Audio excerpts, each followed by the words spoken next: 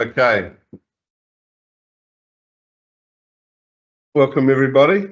This is the Teviot Valley Community Board meeting, Thursday, 5th of December 2024.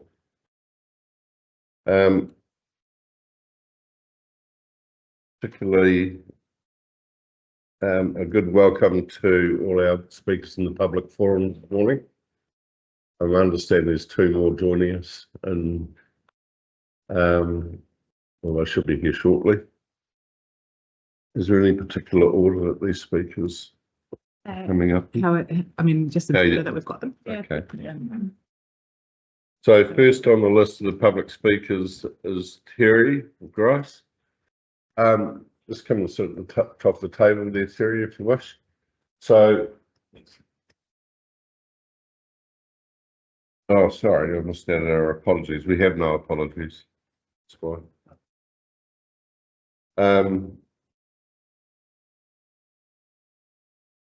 So you've got 5 minutes, Terry, and the process is that you talk to us, and then should the board members wish, they can ask you questions directly relevant about your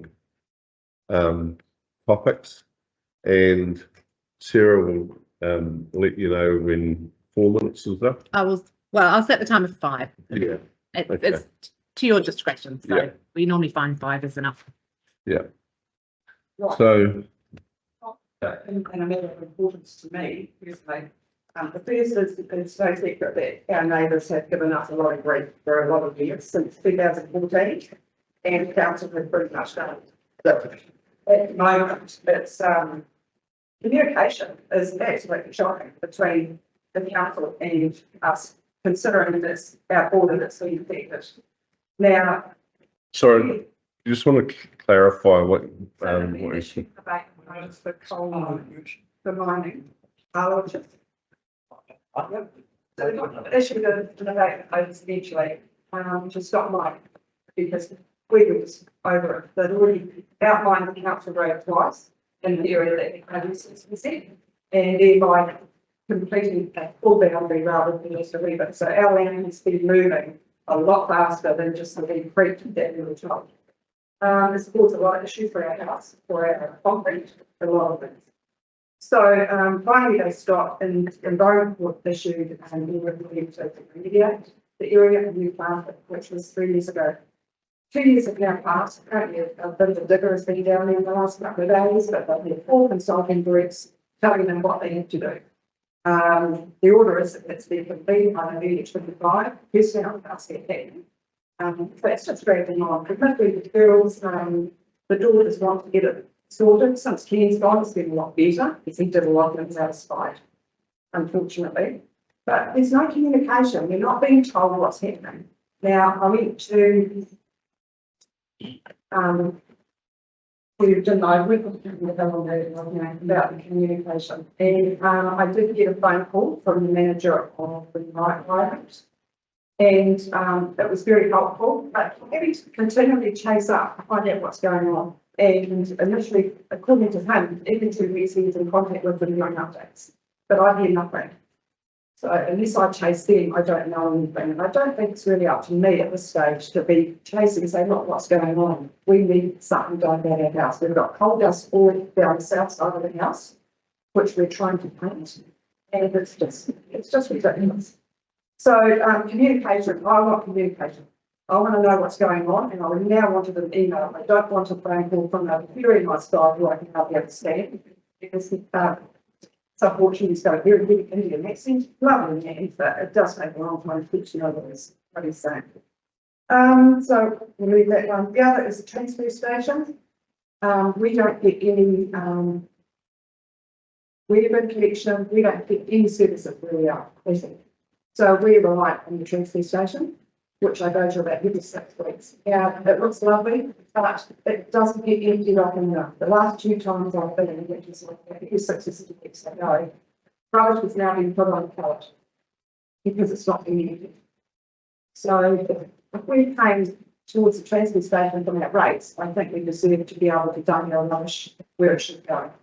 And the actual land where you go and take your right there and left is so pothole and then you're going to take the bottom of it. I don't think that's very, especially for the older people.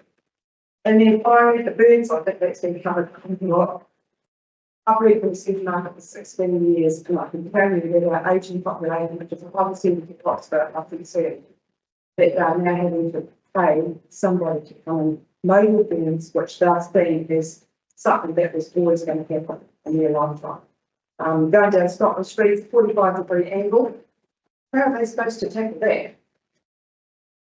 I know this is a contingent issue with the community board, but I think that really needs to, go and ask these people, go and ask these elderly people. We're seeing them all the time, and a lot of them are widows. So I think something needs to be done there. And the community board itself, we don't know what happens in here between 9 and 10, but there's a lot of talk out here around the town about the discord, and everyone's fighting each other. Everyone's voted in by the community, and we need to see some sort of behaviour. It's just not. It's not good out there when people. But it's all negative talk. We need to get positive talk in this community. Everybody wants the community to be able to have a say. Do they go to the council? Is it actually listened to? Do they always get listened to by the council? It's no feedback. Is there a column that can be put on the bulletin once a month, just with bullet points of what's being discussed, so that you know what's going on? And that's something that's happening. But it's within guidance. Thank you. Thanks. Got any questions for Terry, mate? Yeah, the first item you mentioned about the mess and the coal dust, etc. So was there like an abatement notice, or what was served on the? Yep, they were served with abatement notice. When finally stopped, and they got 2 weeks warning that that's going to be served. Yeah. So they went help a leader in there with their trucks, like 12, 13 hours in a day. And the dust was horrendous, but we did have a lot of trouble with smoke as well, coming seeping through that caustic smoke. And then eventually it just got shut down. Right. So have they got any make good provisions as part of that abatement notice, or? They've got to fill the pit and replant it. Or they fill it to a certain height and then it's all going to be benched, and none of that started. How much value do you think we've lost on your property, the fact that your bus is like constantly moving? Because it was what, I'd say 5 years ago that there was public physically. so 5 years ago, you came up and it's red bands and said this is shocking, we're going to do something about it. I would say easy 200,000. We need to sell it. You need to sell it. You've lost the. We like the area, and it's lovely up there, but it's got to the stage we were renovating and we just had to pull the plug. So why are we spending all this money on the house? It's not going to be worth anything. But unfortunately, the house itself is starting to deteriorate, so we've had to do some maintenance, and that's possible. But the end, You've got fines and damage that maybe we changed the fines on that. We had to, because it was all loose and it was like this Craig's house, like I need to move this, is actually splitting in half. So the police talk to you and she'll tell you. So yeah, and the slips, you can see the slips. Every time there's a heavy rain, there's been slips. Okay. I'm unclear as to what council's role in this. Peter, have you got any? Well, leadership good advice, but yes, there is a requirement to rectify the site, and they haven't done it in the next year. Right. There's a number of conversations with the Harwich mine business and what we can force them to do. That's actually not this conversation. And we are constantly trying to ensure that mine installed in relation to the environment from my perspective. We're very limited in relation to what council is to be able to do this. So one of Terry's concerns is the communication between CODC and herself.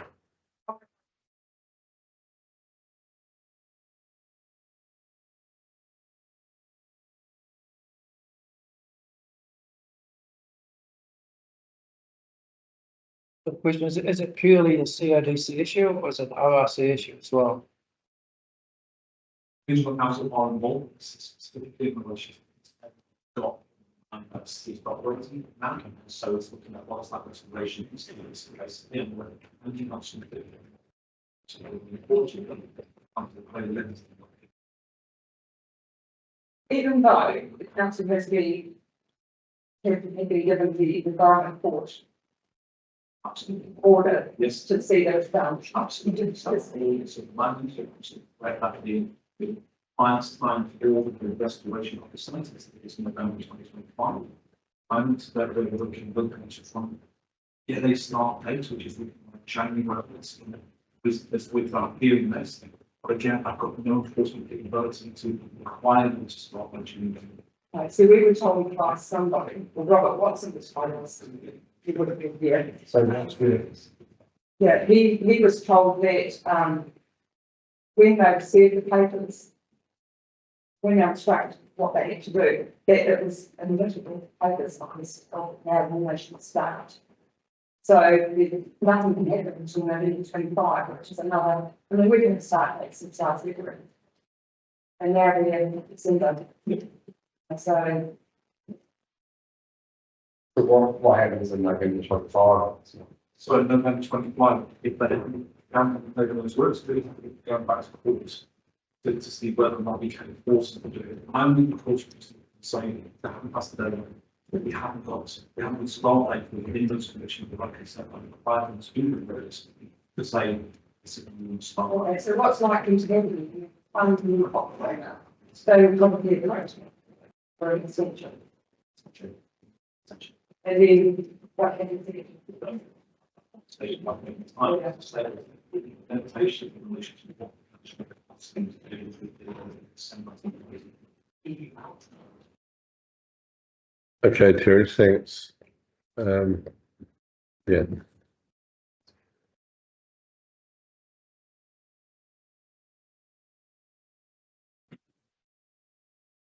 Graham, step right up and take a seat. I'm quite comfortable doing here. I don't know. That's fine with you, and I would like to remain seated. Most of you know who I am, Brian May. I'm here on behalf of the Teviot Valley Group. So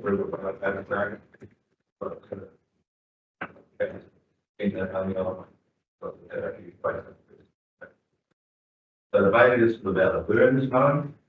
Very on about it. The council expects all the owners of properties to know just the properties for some reason. And I think you people had a vote here about taking the Burns money away. So I talked to one of the councillors, who was part of Russell, and he felt that he was under pressure to go to the city, not to there. And there was a bullying issue when it came to the conversation as well. But that's what it was. That's what it came to. And then seriously, there's no conversation with public governments. They just decided to do it. And it seems like the whole thing is just motivated by, $26,000. It's just gone past and really. But the things that parts of them is got a fiscalisation with attached to them as well. So, see that. And I heard people say here, oh, we're trying to retain it from the community. You won't. The council will go. Everybody knows that home is gone. And with the, it all disappears and develops down the sky and a problem. We all know this, and we have 30% rate increase at cost of it. And I did a calculation on $5 million token. That's $1.6 million extra money going into the belly. We wouldn't see much. They all go to distribution as well. Nothing like that. And then they got the money on the Burns mowing as well. That's one of the really coming to it. So I think the resolution I'd like to see is you go back and revisit your decision. Stop the Burns mowing. And you're going to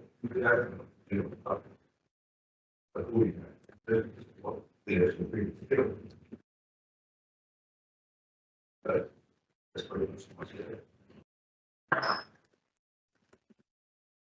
A lot of people are concerned about this, about being there in time. You go to a community with a lot of people, and it's not just about the birds mowing. That's why it's communication. And you, and Terry said about you shouldn't be informing other about what you're doing. You know, where's what's going to force? That's the feeling. Because that's the way it is not that. And perfect part was here as well. Be very like that.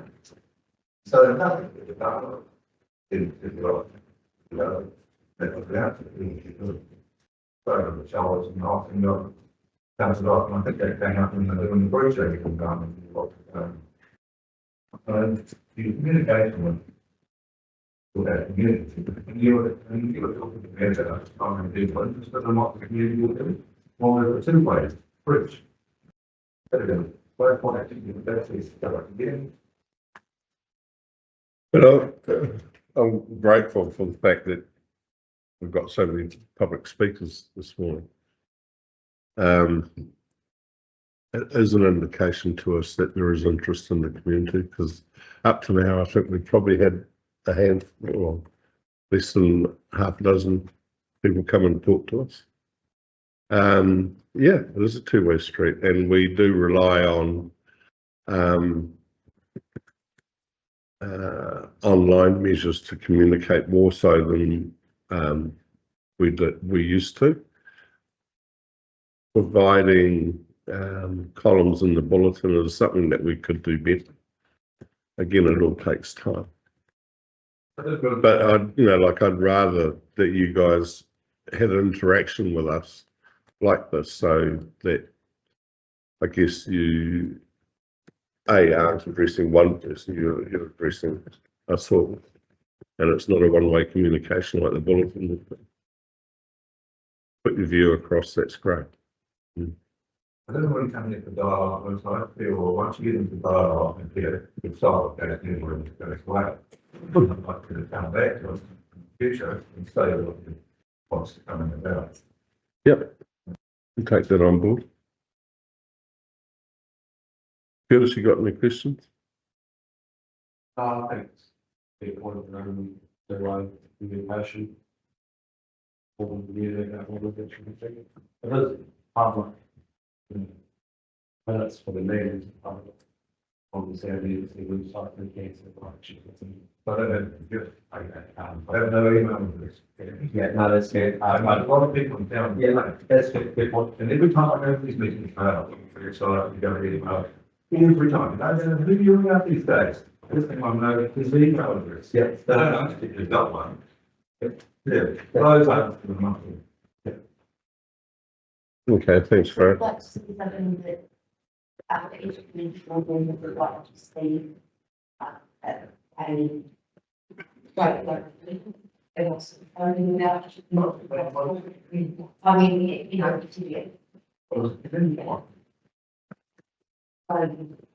you guys, you like to see something involvement, and what's the forms, what's going on, and what can be consulted on. I think you're obliged to put that information on the board.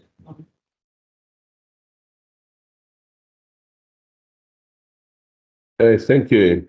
Thank you very much. Next up, Prue. This comes on the same subject, that's been discussing. So I'll read out what I have. The audio's not great from over there. To be a town, Might be I faster. was like for many years, but I'm getting used to it. Under the 14B Scotland Street on the lane which runs from the Baptist Church main entrance, by the way, that lane is full of potholes. There are 6 houses along this lane, and one being region, with only 2 of us fit enough to mow that huge bank behind us. Recently, after mowing that long grass, Barry, the person who rents, and I spent 2 hours raking and loading all that grass onto a trailer to get rid of it in case it's a fire. Barry, who is renting at the moment, is waiting for the house to fire rise. So when that happens, there is only me left that can mow that steep hill. I still own a road on mow, which I have used for over 30 years in my large garden. So I would not take that road on mow near that bank if it's too dangerous. So It was too steep and we live in a huge fire risk area as well, right there by the main road. I know I'm not able to cope on my own to be keeping this tidy. We have it in control at the moment. What am I going to do with very little time? You expect me at 81 years of age to keep that whole bed tidy. I'm sorry, I don't usually give up on the job, but I cannot do that one. And I'd like to know, do I get any support from the council to keep that tidy and no violence? Is there any support? One of the things that we're doing at the moment is looking at, I guess, areas that are difficult for people. Proudly, we've, as far as the community goes, there are, I would suggest 95% of the booms are being mowed. And there will be exceptions along the way where people are unable to manage it. We are addressing those at the moment. In terms of your own situation, we will have to, I guess, discuss that in our report that we've got coming up in the. Please don't try to ask you and think, oh, well, they've got to do trouble. It's not that at all. I just cannot stand and see type areas that we have. Yep. And I'm not going to Appreciate that. in non-tight areas and let it grow. But at the moment, I've got very, I'm like, when he moves on, it's only me, you know. So the boom is sort of the responsibility of all the people along the slip road. That's the problem. Okay. So what we do then, we just hope no lights a fire or throws a cigarette out the window. Dangerous. Yeah, no, we'll take that into consideration when we're talking about what the boom thing in our report.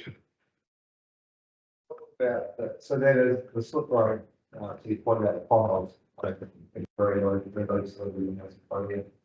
What is the responsibility for maintaining that? It's terrible problem. Is the public road, the slip road? Yeah, this is a public road, I don't know. Yes. It is. Why is it not too tight? It's pretty ordinary. And the fish can actually alter the main road again, it's really rough. Terrible.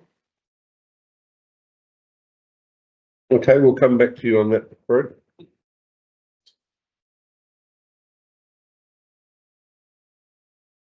Oh, well, that's big coping. Okay, we are coping because it's buried. Yeah. Right. Appreciate that. Yeah, I can't keep all that tiny for those. Okay. Thank you. Thank you. Okay, so we've got next on the list is Rick Crystal. We'll be talking about the Roxburgh Polling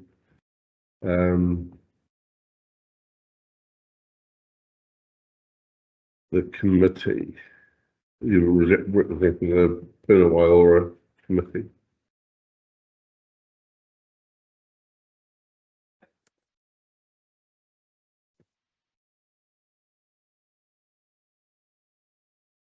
So, I'm Rick Crystal, for those that don't know me, and obviously I've been involved with the board for the last 2 years, the old board in New Zealand.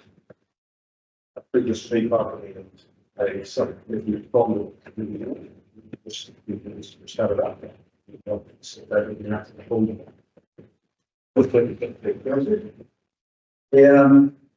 we built the big board, this committee involved with we built the big board because the board was going to be closed down and people have lost the resource in the valley.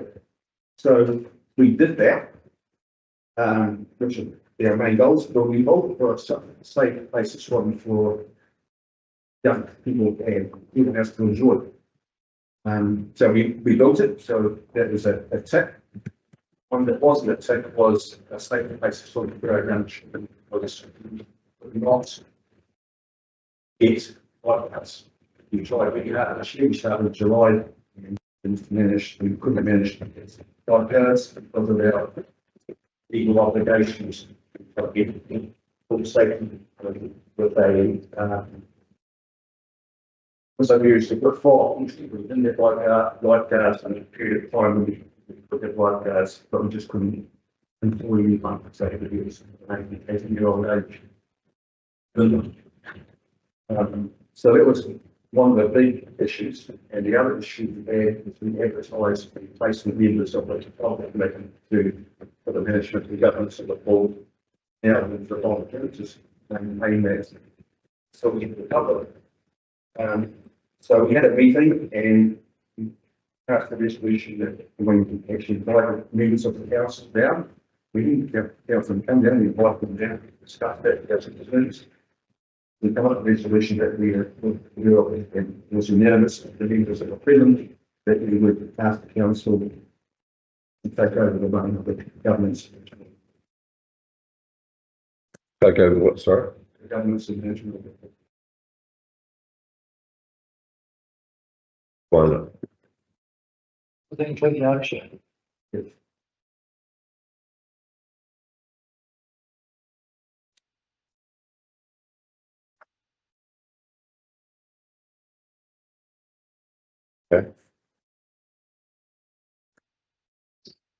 So, like, could just ask a question, no? Mm. Your operational plan before you opened. That's the problem. So I take it that you haven't been able to certain key elements of that operational plan. You with all the best efforts, you haven't been able to implement.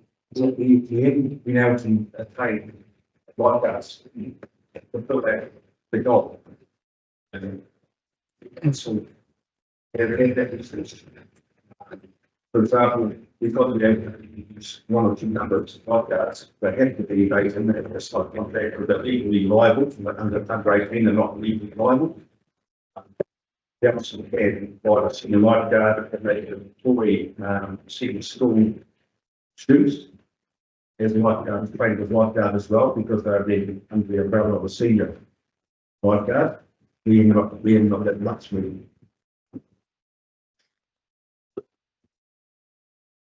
So the lifeguards are one part of the equation for providing the safe swimming environment. Yeah, That's one. The first part is the pool. That's the first. That's one of the main concerns. And the other one is to be able to manage the pool and govern the pool in the future. We just haven't had the members of the stepping up for that. They're willing to help with the pool day to day, but they do not want to be on the committee.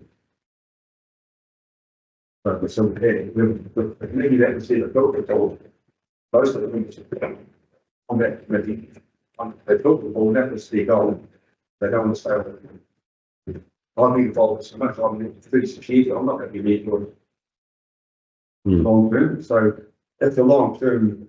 If the committee fell over, say next year or whatever, but the committee fell over and the council wasn't hadn't planned or been financed and budgeted to run the pool, get them a brand new pool facility so we empty. We think they use it.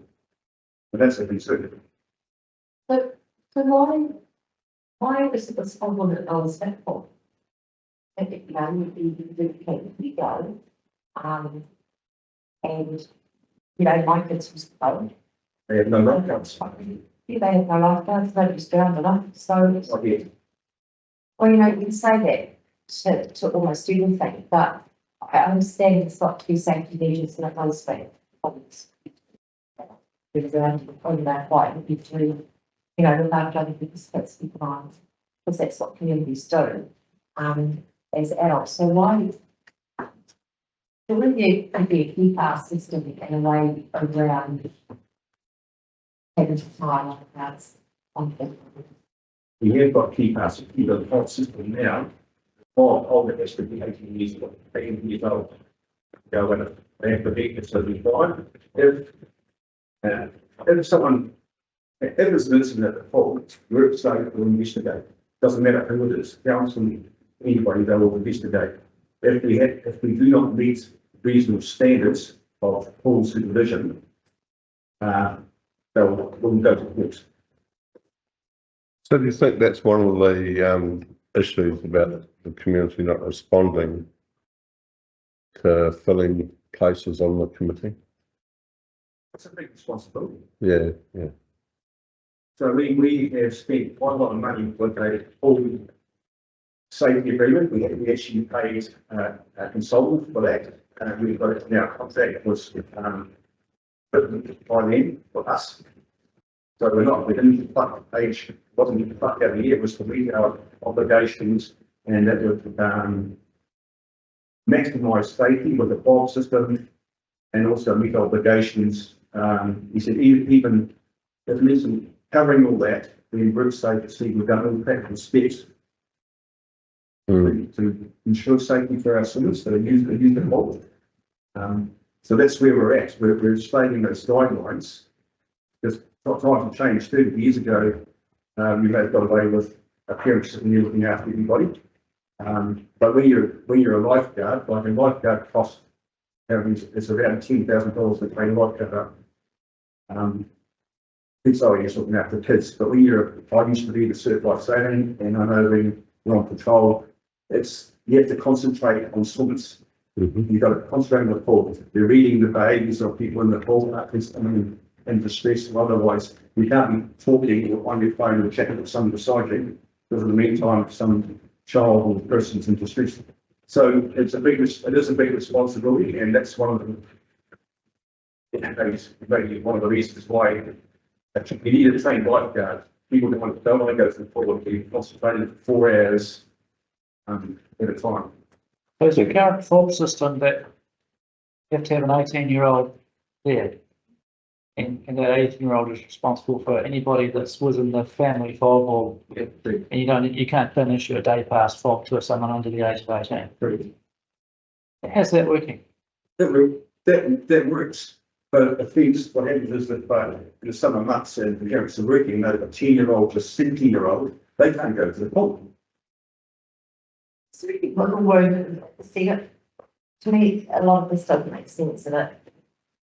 I've dragged or taken 2 kids out of pools, right, over a dispersed one was in a Dunedin wave pool, right under the lifeguard, and pushed up a small lifeguard instead.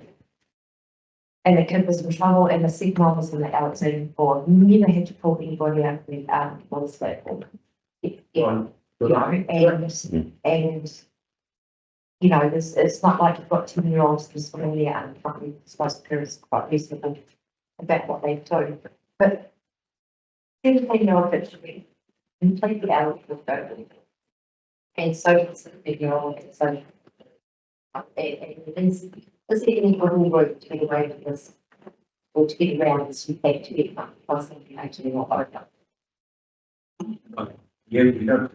So the rules like straight.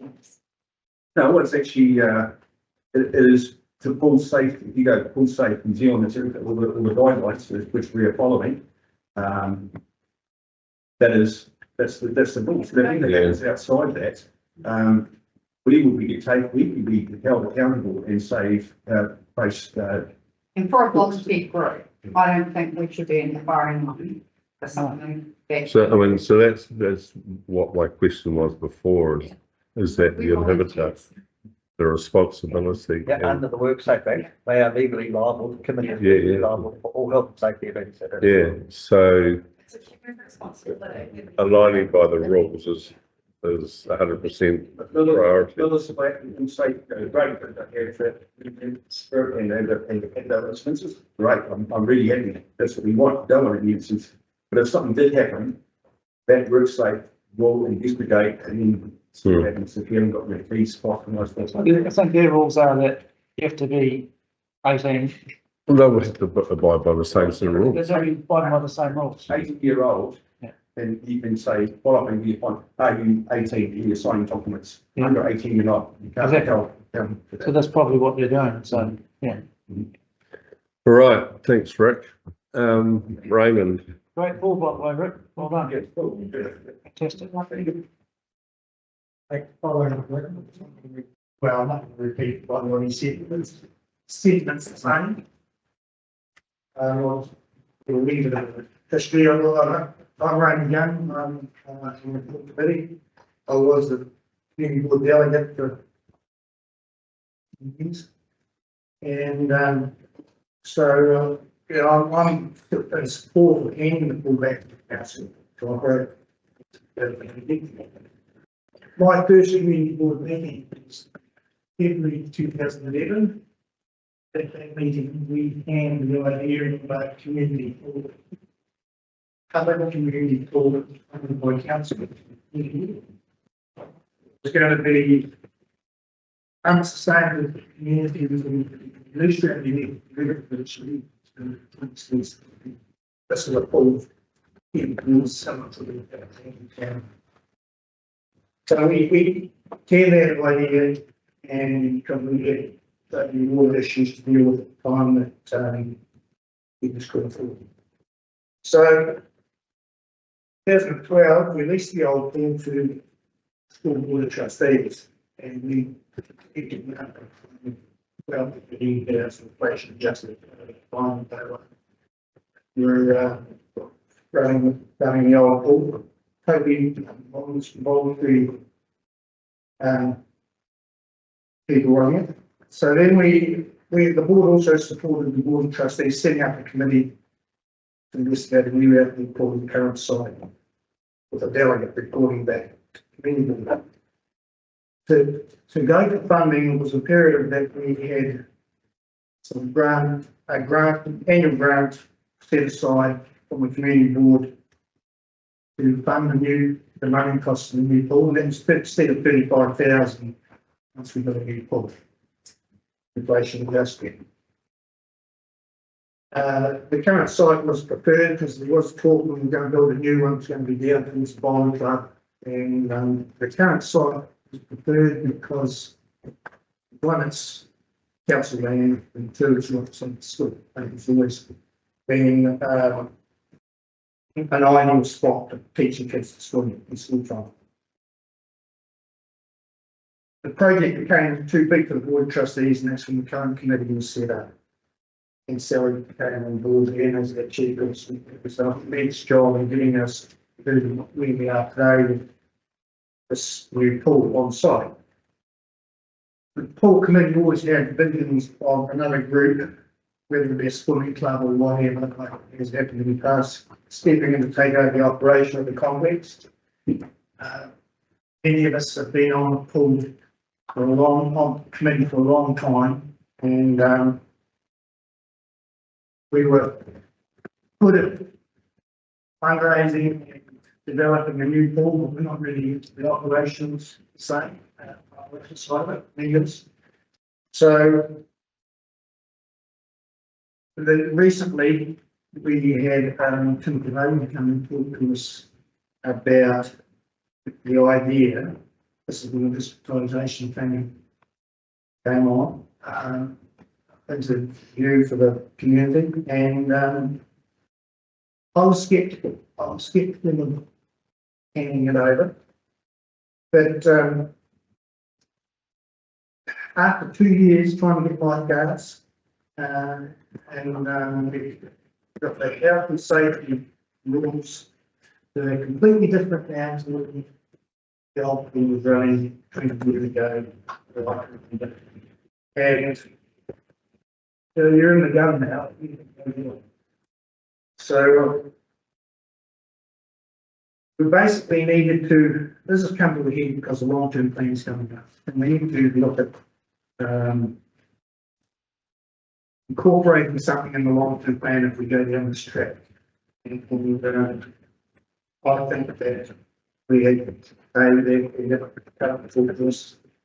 address it, but all the problems we faced really with from lifeguards,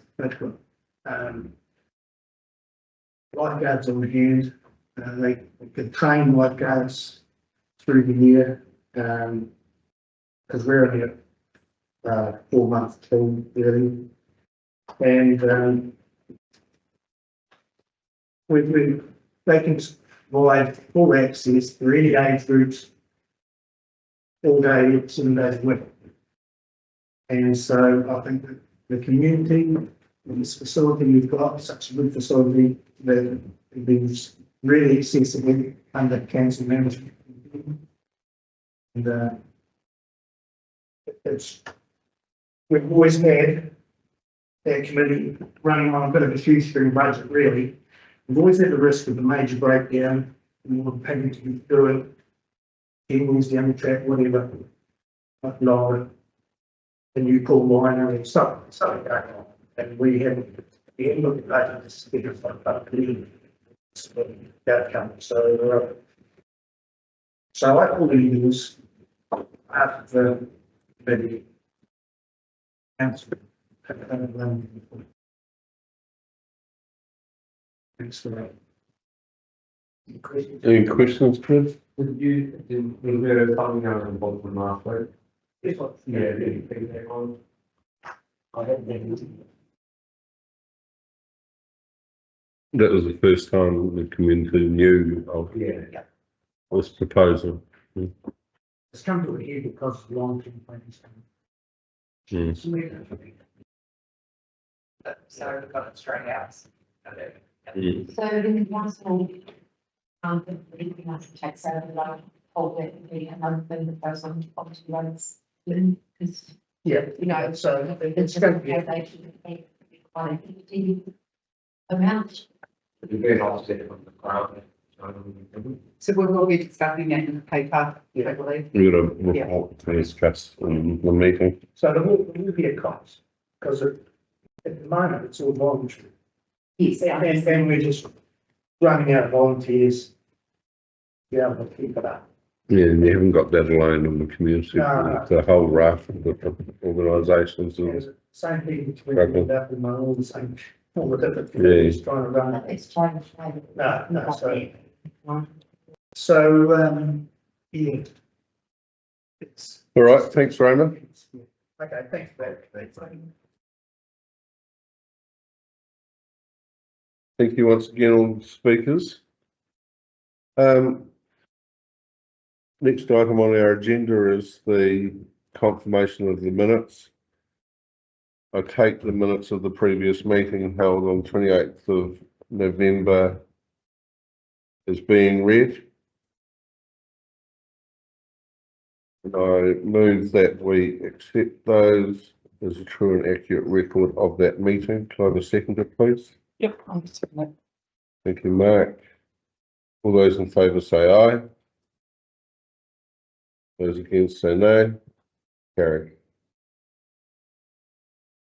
Declarations of interest. Remind you that under our obligations of that we all signed right on the October 22nd, 2022, that we are required to declare any interest we may have that relate to any business on the agenda. Has anyone got any declarations they wish to make today? Oh, yes.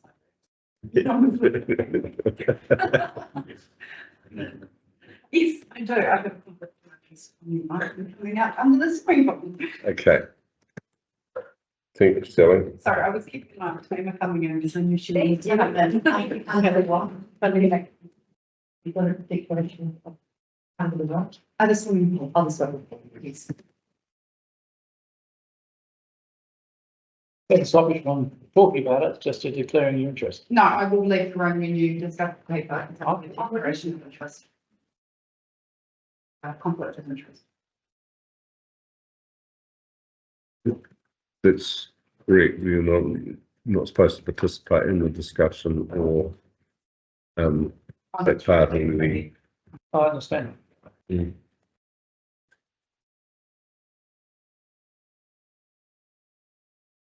Okay, so the next item is the declaration of office for our new member, Curtis Pannett. I'll let who takes through that. Just Wayne will talk to it. Oh, Wayne. Right, and we've got Julie here who would like to take a photograph, if that's okay. Of me? Well, perhaps more courteous. Very well put.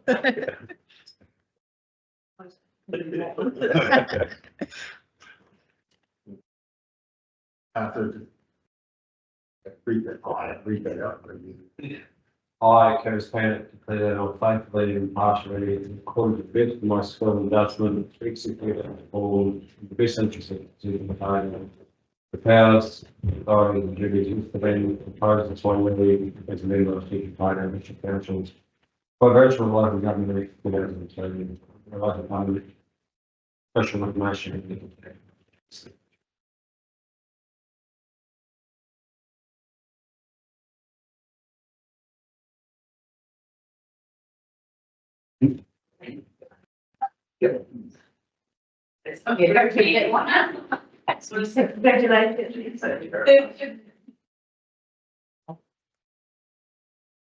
So yours now.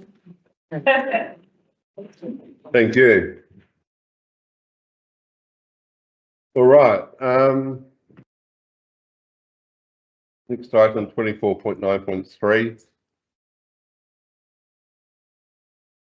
Mowing of individual grass verge and rupsborough. Bailey, good morning.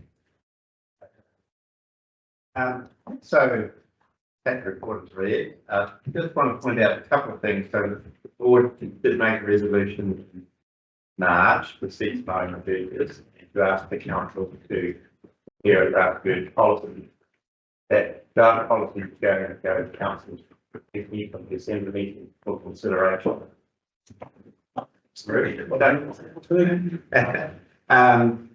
So a decision. Making a decision here that might, I guess, compromise that, how that policy is, it might need to be thought about, and it's also the policy that council makes the policy will be district-wide and for parties. I guess we trying not to put a precedent in place that we need to try and make a work around, the council needs to try and do a work around the city policy. In saying that, we take on board what we heard today on, we've got some difficult sections and things to know. So maybe the policy would reflect some of that. I can't say it will or won't, but sure, Sally and council can relate that people have to and neither in not everybody out of urgent. Such as answer you need to know. And the rate that was levied for that was district wide, it wasn't paid to just crops or that crops for so about contributing to those costs of number of them not beneficially of it.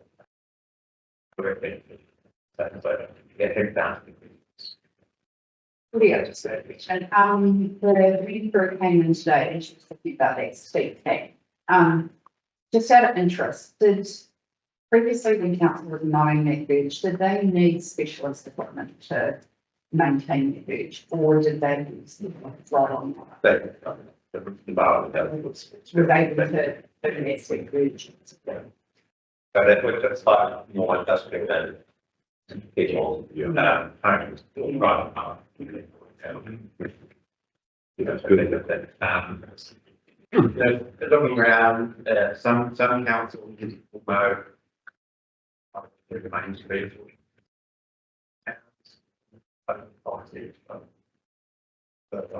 Council consider as well, so that doesn't, that it could play out in Scotland's process, but it won't.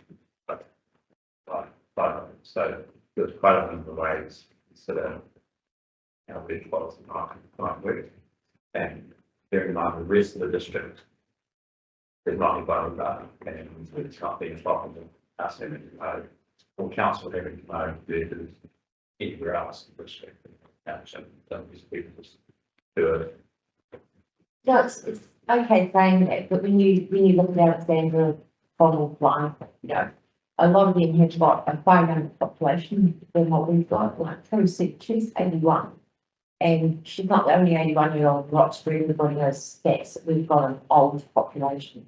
We've got big, steep verges, and that land belongs to council, and council should absolutely be responsible for it.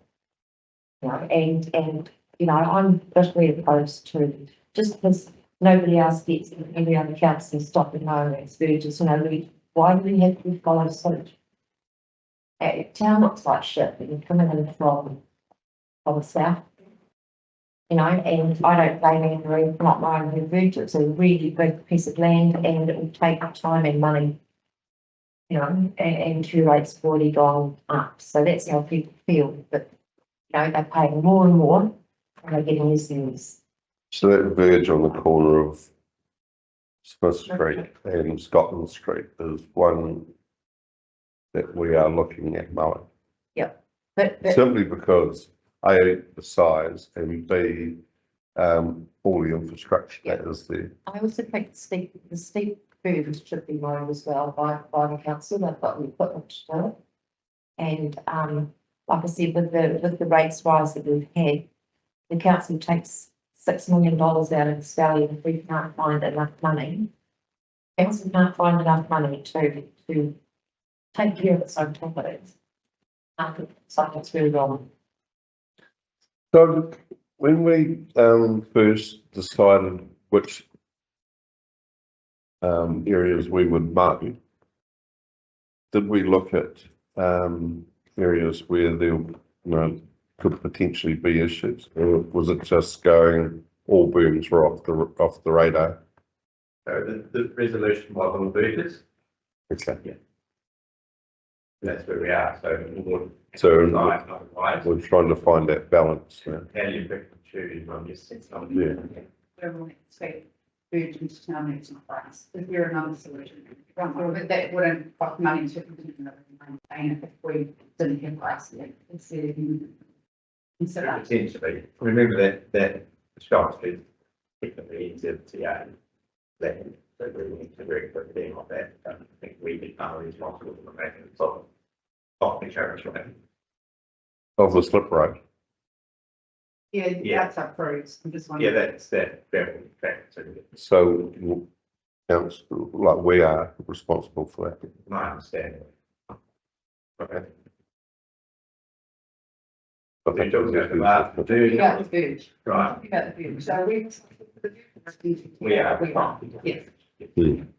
Yeah. Okay.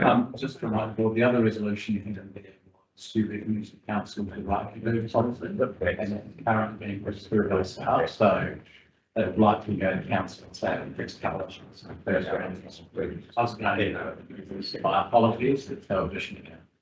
It's all very nice having walkways, and I like the walkways, don't get me wrong, but is it more important to put in money for walkways or to look after the people that the residents of Roxburgh, and I'm all for looking after the residents of Roxburgh. Those steep burns should be maintained by council, and be interesting to get the full cost and the contract that you have with Delta or whoever it is that mows these booms, and maybe have a bit of a dive into where the money goes. Remember the board reallocated that money across a number of Oscars. It was in the last Last agenda. To minimise the impact of the rates at the time. Mhm. As the board can make the decision. Yep. That way, but maybe do that, I'm not sure, but they haven't. Allocate some money for us to do. Does council not have its own budget to look after its own property? I mean, Council has a significant budget to look after our parks and facilities. But I mean, so burns It all like comes from rates, Joe. that. Yeah, I understand that, but it's their property, they've got to look after it. yeah, I mean, consistently across the district, the council doesn't overburn. It was just that the board chose to do that. Yeah. But I mean, the way I look at it, we've got, a lot of people that are quite happy to mow their own firms and have civic pride. And there are some people, who have, an unusual situation in terms of their verge. And I think that, or secondly, they've got some personal issues. And I think that we should look at some, and we have had a couple of internal meetings to discuss some people that might be an exception to the overall rule.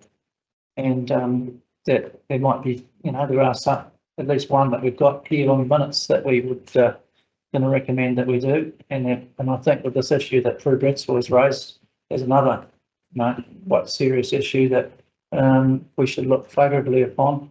When you look at all the circumstances combined with the slip road, the steepness, the fact that it's right on that's contiguous piece of grass with trees in there, and it just looks very difficult for an older person to mow to me. The angle would not be one that I personally would want to put my ride-on mower on. Certainly professionals with more stable mowers might want to do it. So I mean, it does create quite a difficult thing. So I think there's opportunity for some exceptions, and I would say that should be one of them, as well as the street one. There's some confusion over the multiple ownership, multiple responsibility along that slipway. Yeah, I think it's slip road, train the person. Yeah. So, there's an exception, isn't it? Okay, so we've been asked to receive this report and accept its level of significance and choose between the options 1 and option 2. Option 1 being the board approves the mowing of the grass verge on Smith and Scotland Street, bearing in mind that with the introduction of the district-wide verge policy that Dave's team is working on, and of course the issue that we've just been talking about, the verge along the slip road between 14B Scotland Street and the Baptist Church, and other areas of concern to the community around that mowing. Or option 2 has been recommended by staff that the board does not approve the mowing of the grass verge on the corner of Smith and Scotland Streets. So there needs to be a community consultation about this, and people who the verge mowing affects need to have the public meeting, and that's what they've been crying for. So why are we taking these options? Because taking the options, we're not listening to our community in any way or form.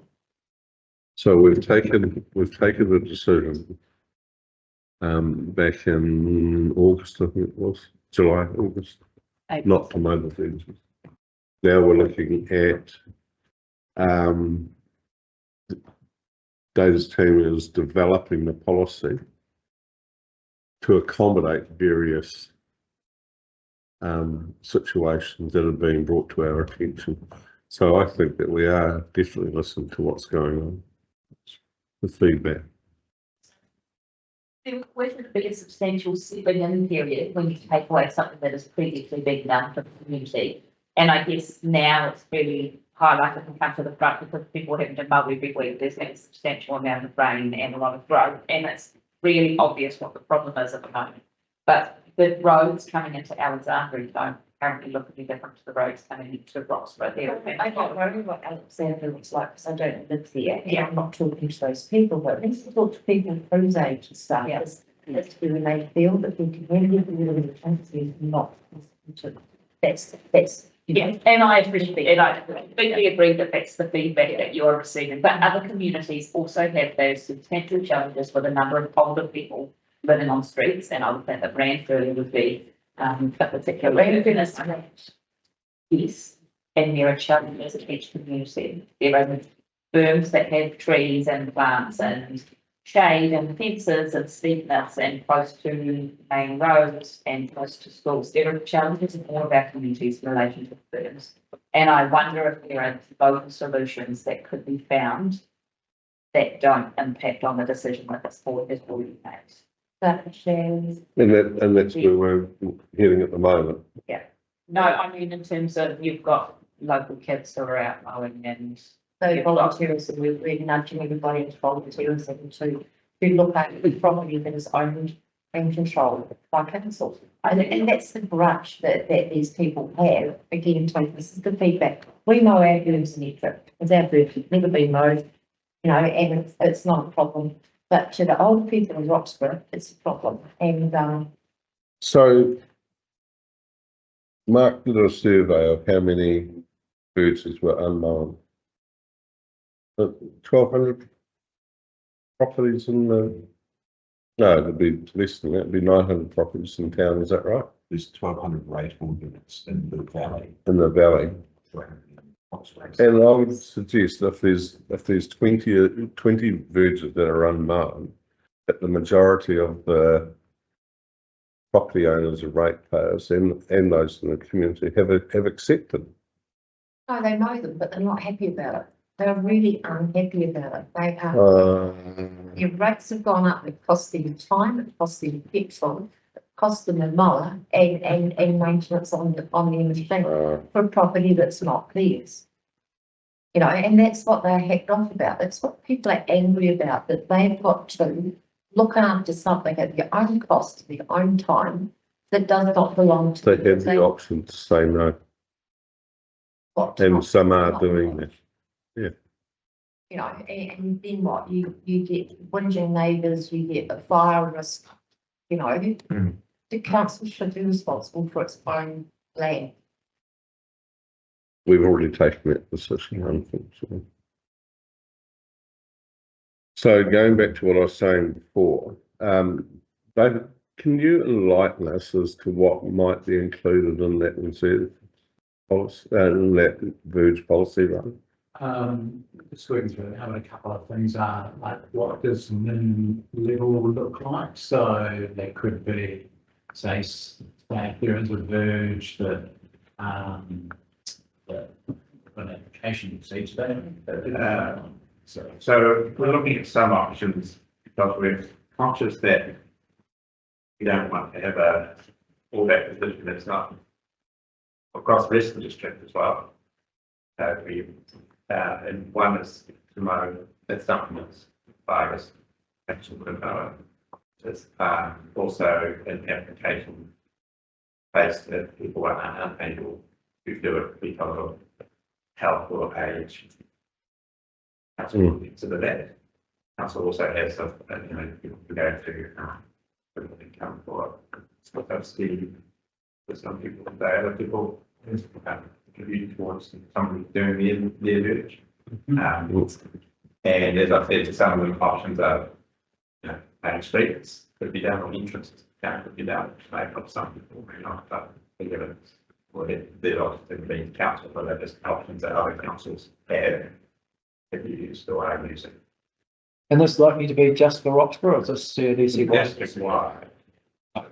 Yes.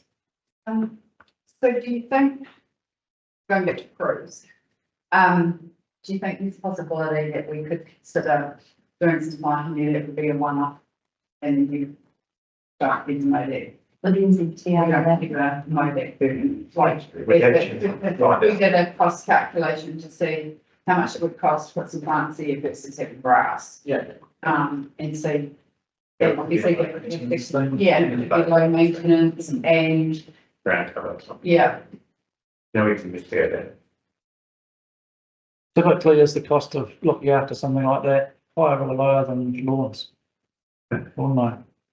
Well, the initial capital cost, and then if they plant, plants grow over time, then so it's something like to be done. So there's a ground cover and a cover. But until it gets there, so it's still be required, but not. if we look at some stuff coming in from the north end of Roxburgh, it's been sprayed off and it's just dry grass and it's unattractive and it's a virus. You know, and we've already had that, the hill dump once. You know, the last thing we need in Roxburgh is more virus. By January, February, it is gone.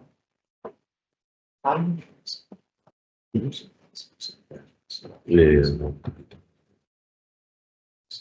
Yeah, so in order to get some traction on our decisions today, as I said before, we've been asked to receive the report and accept the level of significance, and then determine whether we support the mowing of the verge on Smith Street,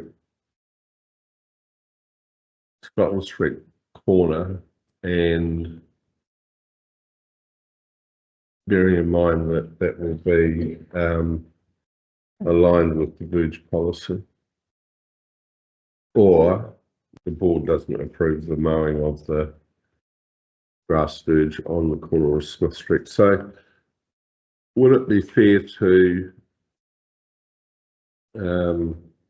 assume that option one is more inclined to the preference of the members of the board, and we do look at rewording that? Actually,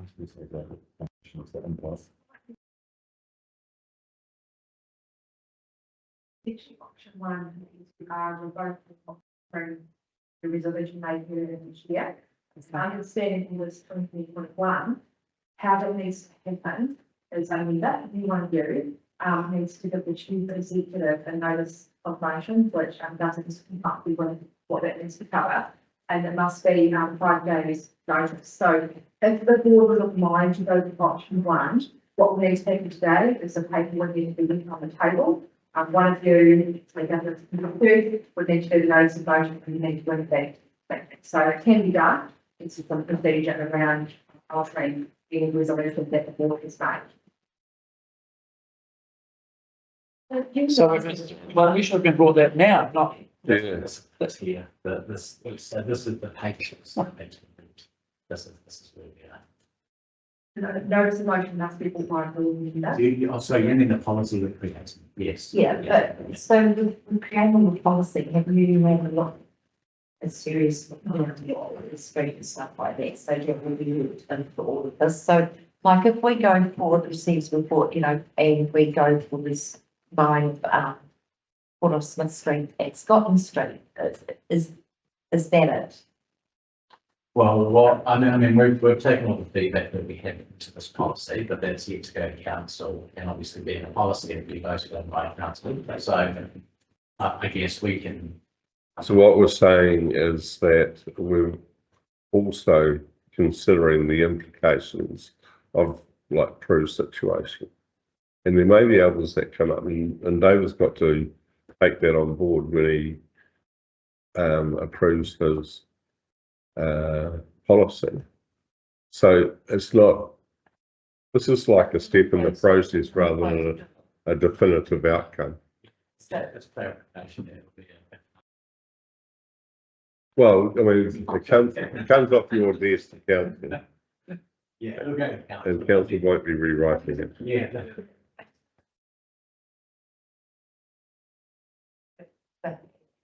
Strictly that the burn mine is not being shut. Could well be. Yeah. Yeah. Policy, but be where we are at the moment, and for a very short-lived resolution. Yeah. From the council. We've just been told that we You could can't leave it on the pass table this until the resolution policy has been because confirmed, it has to be a You can have. notice of. rather than leave it on the table and then rescinding the previous one. But I've recommended option probably. Yeah, ask the recommended option. Change your view, you need to, go to a notice of motion. Just because it doesn't in the alternate previous. So we're going to leave it on the table then, is that Well, what? it depends where you guys obviously start, but if you go against your recommendation, you are effectively altering the previous resolution. Okay. Standing rules that cover that, so we just need to do it right and bring it back to the. So quickly go around the table.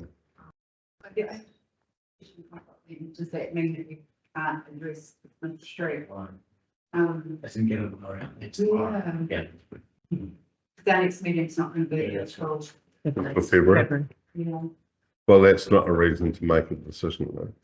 No, what I'm saying is, if we leave it on the table, then you can't get that tidied up until, At least I have the record, so you tomorrow, don't know. yeah, Yeah. unless someone. Well, it could be. Seems to arrive at some stage, so. Never know. Curtis? So And when does your, recommendation, what is your wider policy going to cancel? 18th of December, so it's a. That's very late within that when the that program start. If they approve it. Probably pretty quick. Yeah, so if it's a January. So you take it to council, then it comes anywhere else, or they just approve it? Do we get to see the policy? We'll take it to council, but I guess, yeah, that's our plan, is go to council and like discuss some community boards. Would you like to see it first? At least, because that elements, you know, obviously, if any of that meeting in February, then it's council until later. I think it would be worthwhile, given that we've got we're the centre of attention on it. You could have Well, an additional meeting. I'm unclear, if we voted for option, if option one has been brought to us to approve, if we approve option one, can we do that now or can we not? For the recommendation. No. Option two. Yeah. Who's recommended option two? Up and down, and the report stuff. So we can't recommend option one. We can, but we've got a process to go through. Because you're overturning your own resolution. So when you overturn your own resolution, you can leave it on the table for option one. And then, somebody will have to raise a notice of motion with governance or with CEO, and then we'll assess. It goes, the resolution will go to, the chief executive, that governance can cover running that with the content, and when you do have the content that you need for the notice of motion, there's no reason why the notice of motion wouldn't be done, but it just would need to be written up if it goes to the CEO. And we- In terms of achieving an outcome on these two situations, that what council decides in December could end up solving the problem before we do. Sounds like it. Yeah. So I think it's too late until we see it. That's why the recommendation is on there, so we can get a steer from the council. It's even if we overturn it, on what motion, Yeah. Yeah, and then option one, at best it's February before even. And I'll just add as well, this board recommended to council to put a policy in, that's one of your resolutions, so. Yeah. We're working through that part of the resolution now. The original policy. The Yeah. policy that's coming from council was from this board requesting council. Your recommendation in April was that the policy was formed. Yeah. Our recommendation. Yep. Yeah. Somehow. So you. Other than come back, yeah, you've said council. I'd just like to see us take some action, but it looks like we're taking, that we are, getting hold of this and not just going, well, we'll leave it for later. I'd like to see us, recommend option one, and amend option one to include, Situations. Bruce one, and give, and as part of this recommendation, give the Parks and Reserve some discretion to work on any others that may arise. Okay, so to do that, we've got to would be leave it on the amendment to table. Option one, and I'd like to then put that amendment and vote on option one, and then if other things overtake us, so be it. But I think if we just, I don't want to sit there and just do nothing. If we follow that path. Yeah. Nothing will happen until February. Yeah, doesn't solve it. Which isn't a reason not to follow that path. It's just, if you're Well, if we expecting were the to lawn to be properly- mowed tomorrow, there won't be. But if we word it properly to say that, it says here pending a decision of the following adoption of a district-wide booze policy. That might get adopted on the 18th. Might not. Yeah. So if I said now then that, I believe we leave it on the table. And that means that that option one how do I word that? It's like, we want to follow option one, but to do that, we need to leave it on the table. I mean, you could So say, essentially leave just leave it the on the report table. on the table. Yeah, With- And that give a will reason. Staff, give Yeah. them time to be able to do further work. so we'll do that. Well, we can say until the policy goes to council on the 18th. And I'm going to be speaking. In terms of Yeah. those two properties to council on it, when we talk about this policy. So do I move that motion? I'll just write that. Sarah, Okay, And look, the simple fact is, council has adopted standing orders, and standing orders is quite clear at this point. Regardless whether we believe it or not, you can't revoke an order without going through a due process. Yeah, That's quite clear what we have to do. Just second, can you revoke standing order outside of No, you can't not revoke a standing order. So revoke a formal decision made by this body. outside of the meeting? Doesn't have to be done in the meeting, but there's a formal process to revoke. Otherwise, if it was, every council decision would be turned over the next week. Or, you know, so that the madness with it. That's why council adopt standing orders to bring order. Yeah. To the committee. yeah, I mean, that's an what's the important policy thing. name? What's the No, name? no, Burgess, Burgess no. policy. With the exception of exceptions at discretion of Parks and Reserves or the Teviot Valley Community Board would be okay. That's right. And the discussion with council on the 18th could moot options like that. So it could make it null and void. So if you guys will be to. On a case by case basis like that. Yeah. Something that council. Well, we didn't understand that the process to make any changes to our original decision, no breaches. And I think that's an important lesson learned.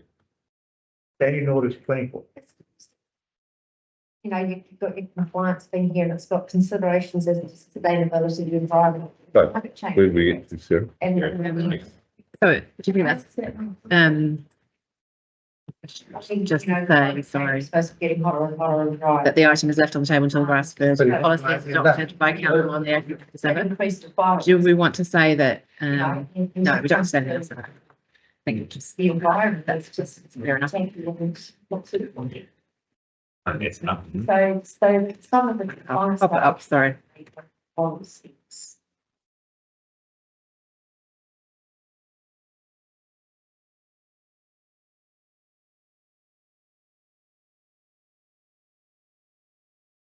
Equally, council has 2,000 kilometres in ocean. We have to mow every bird. I think within that urban area, it's probably 200 kilometres. 1,200 views. Right, so.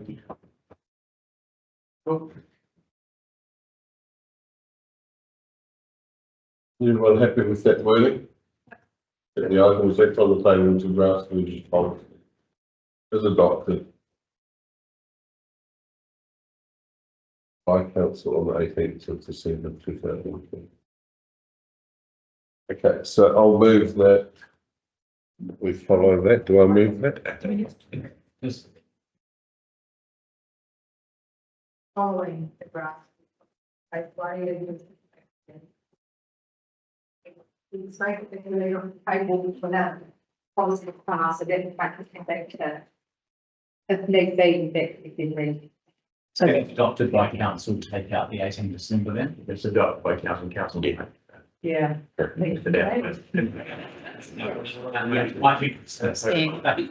Oh, just like to say that. Yeah, that's right. That's the board that picks it up there. Thank you. And So do I put that motion? yes, please, we need to move that. So I move that the item be is left on the table for consideration following the Grassford policy being adopted by council. All those in favour say aye. Those against say nay. Carry. So you would just need to move it and second it, yeah. Oh, we need a seconder. It was yourself and Mark who moved the motion in April. So Okay. that was, we're going to continue that. Yeah. I don't know. Mark, you happy to second that? Yes, oh, sorry, yeah, sorry, I didn't realise. Crikey. It's gonna be a long day. First one.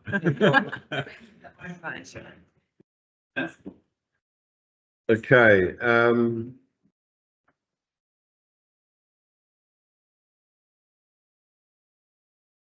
item 24.84, Sally Donovan has left the room.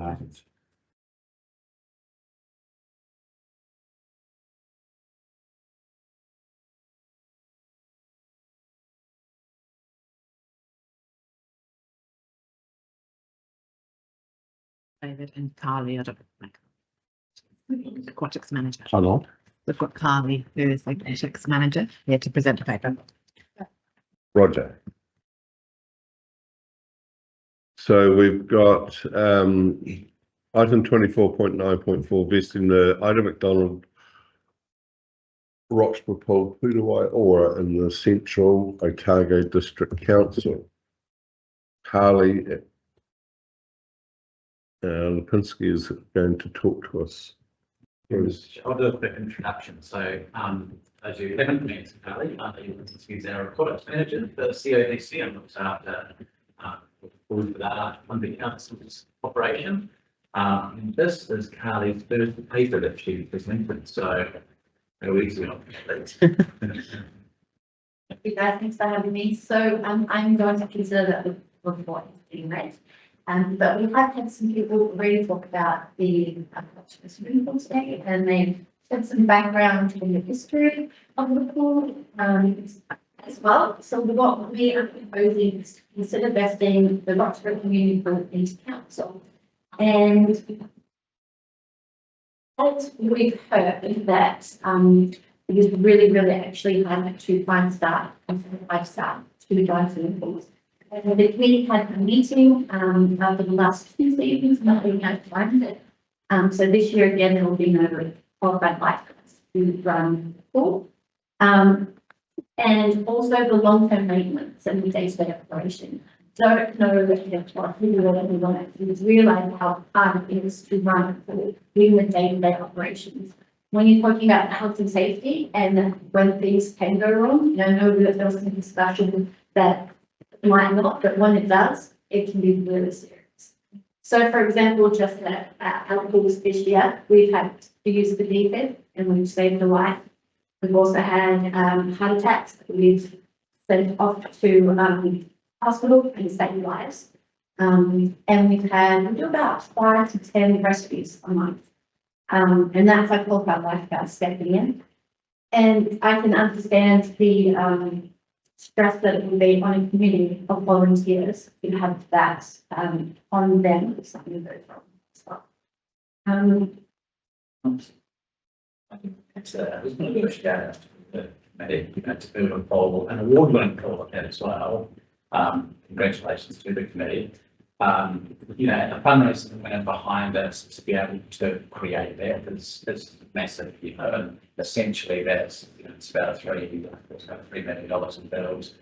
Some of it was grants came from this board and from council, but the majority was sourced from other funding, which is a pretty good feat, and just to reiterate what sort of Carly was saying as well, and the speakers not important to mention this, myself and the CEO did come down to the committee and just had a general discussion with them about how we operate pools. And I guess to sum up what the team was saying is that they wanted to build a pool and they've done a great job of that. Now they're looking at running it and optimising the pool and getting the best out of it. And as Carly and the public speakers mentioned, it's no easy feat hiring people. And I think the second thing that's mentioned is that the committee has gone out to the community to ask anybody else wanted to step into their place and run it. And I think, as a couple of members have mentioned, it is a bit of risk and liability when it comes to running something that requires people to health and safety. And I'm sure that might be one of the reasons why they've struggled to get them. So, as Carly said, with that paper is read, and if you've got any questions, we do have a couple of people in the room from the committee as well who are open to answering any questions. And then how it affects one of the resolutions that are in there as well. Given that there's a change of service for the valley, this would actually be something that goes into the long-term plan. And that's probably be one of the best mechanisms for understanding if your community wanted to invest it into council, or not, that would be the best channel. And it's getting big. Get a rough idea on costings council wants to run it as opposed to the committee. Yes, just in the reports, we've got rough costs of around that sort of 250. And again, that's come from just over the last sort of couple of weeks and sort of before you were on the committee. Part of the district-wide discussion was about what was operating in the council, and that's where some of those costs have been brought from. So we've sort of continued that 250 cost that was sort of sitting there and sort of what that rate would look like. But there's still, I do just want to caveat that as we do go through the long-term plan, the costs would obviously, you know, they're taking effect on them. So yeah, it just gives the board a guide. So the way that the current is currently operating today. Yep. Can that not be sustained? The operational method that they're currently employing? By the committee or by council? Well, just doesn't matter, irrespective of by whom. Yeah. The way they're operating with you can't get in unless you're 18 and you have your fob. Yeah. But that refers to the quality pool guidelines. So it's full standard in New Zealand of a non-lifeguarded swimming pool. Yeah. So that's their guidelines for that. So if you want to open to those kind of teenagers without that 18, then have to go the full safety guideline. But just still Right. gets the division policy as well. So the way they're currently operating today. Yeah. Operationally, can they continue with that? Is that legal? It's legal, Yeah. yes, but yeah. As a committee. Leave the committee out, but operationally, can they can continue to operate like that? I think the they is the committee. Yeah, sorry, yeah, but I mean. Committee is the legal sorry, entity running. Sorry, structure, I'm not talking about I'm saying having the system with the fog key is legal, Yes. right? Because we're stuck with a situation of, you know, that or 250,000. Plus a layer of admin management. And I it just, think it's been a bit of a challenge with what the pool was built for and the intended use. yeah, And potentially the community are not currently able to access the pool like they thought they would be with this 18 limit. But the liability that puts on a committee of volunteers at the moment is significant. And I think that's probably why I don't want to do it and B, other people don't want to do I get it. that. Yeah, so it's the leap from doing it the way they are today and $250,000 a year cost.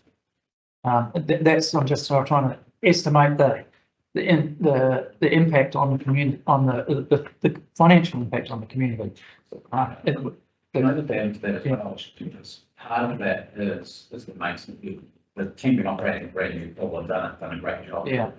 But pools have a lot of moving parts and things break very regularly, as we know. Yeah. And that's what's been incorporated into these about 200, where often, you know, especially a not-for-profit trust, doesn't have the ability to, you know, I guess, fund maintenance and, you know, fund the things that we didn't talk about around that will need a new pool line at some point. It will need new covers. It will need that overhaul of the pumps happening. It will need a major service in probably 3 or 4 years. Yeah. Some of the things that when that slips into our maintenance plan, those costs are really taken into account. And I think the second thing, just to your point, Mark, was can it still keep operating the same? I think it also had to the public there's risk that it might not be able to in the future because of the commitment the community has to give it. Sure. Is it tenable for it to only be open 5 days a week and close on Tuesdays and Wednesdays, for example? Is that I think within council, if we operated it or within the committee. just generally, like as an option, if they to reduce the problem I've got with staffing, etc. they get no staffing, so, yeah, it's all run like volunteers. So the Cumberland Council will be provide. Yeah. Like that, maybe. One thing that's a little bit, I think may have been a little bit overlooked is that most 18-year-olds don't go to the point. They pick 3 villages off to police, you know, despite the fact that they used to live in all the slots in. And, that's where they can go. So, most of them want to. I think that's also there for like 11, 12, 13, 14-year-olds that can't go with an adult. Yeah. So there might be some, like, I think one of the speakers said before, that 12-year-olds, bunch of friends want to go to the pool after school, mum and dad's at work, they can't go. So if there's a lifeguard there, they still can't go. Yes, they can. Thank you. Yeah, I understand that. The only other thing that concerns me with council taking over the pool is like we had with COVID, we suddenly got a blanket rule that certain people are not allowed to have access to their amenities and that. Whereas, Yeah, that, you know, and it'd be nice, you know, if council takes over the pool, it would be good for the community. So excellent job to how it's run. You know, because, so many councils just suddenly locked all these kids out because they lived just one the way they should. Yeah, I think, To make sure that we've that mentioned COVID was we were under wider restrictions of COVID Mm. around the amount of people you're allowed in one facility and space and all that. Also, sunshine and pouring and stuff. So the way I see it is that our concern with the transfer of the pool from community ownership to council ownership directly relates to what's best for the community. Having been involved in a number of community organisations that are struggling for volunteers, completely understand why people aren't putting their hand up to come along and take responsibility and liabilities, associated liabilities with running an operation like a pool, where you essentially become a babysitter. So when I was thinking about this the other night, it's if you look at what the communal good is, maintaining the facility, having it available, worrying about I guess, the finer intricacies of the operation, whether you need lifeguards. And I mean, by passing over ownership, you are expecting a level of service anyway. So I put that to one side. So assuming in either situation we have the same level of service, we also have the rating implications, which, if you go back to our discussions around digitalisation, we've already rejected and voted against council ownership of the pool for a different reason. So does that mean that we have to undo that resolution?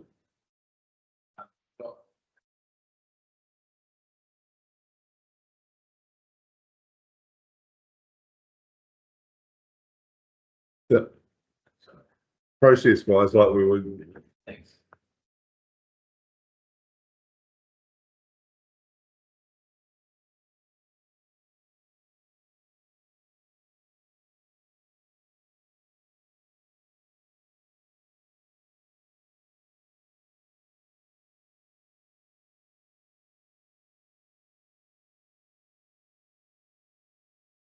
Okay, so I mean, we were told very clearly in the discussions around digitalisation that no more rates rises, please. So any decision that we choose to make today is going to have the same implications to our community.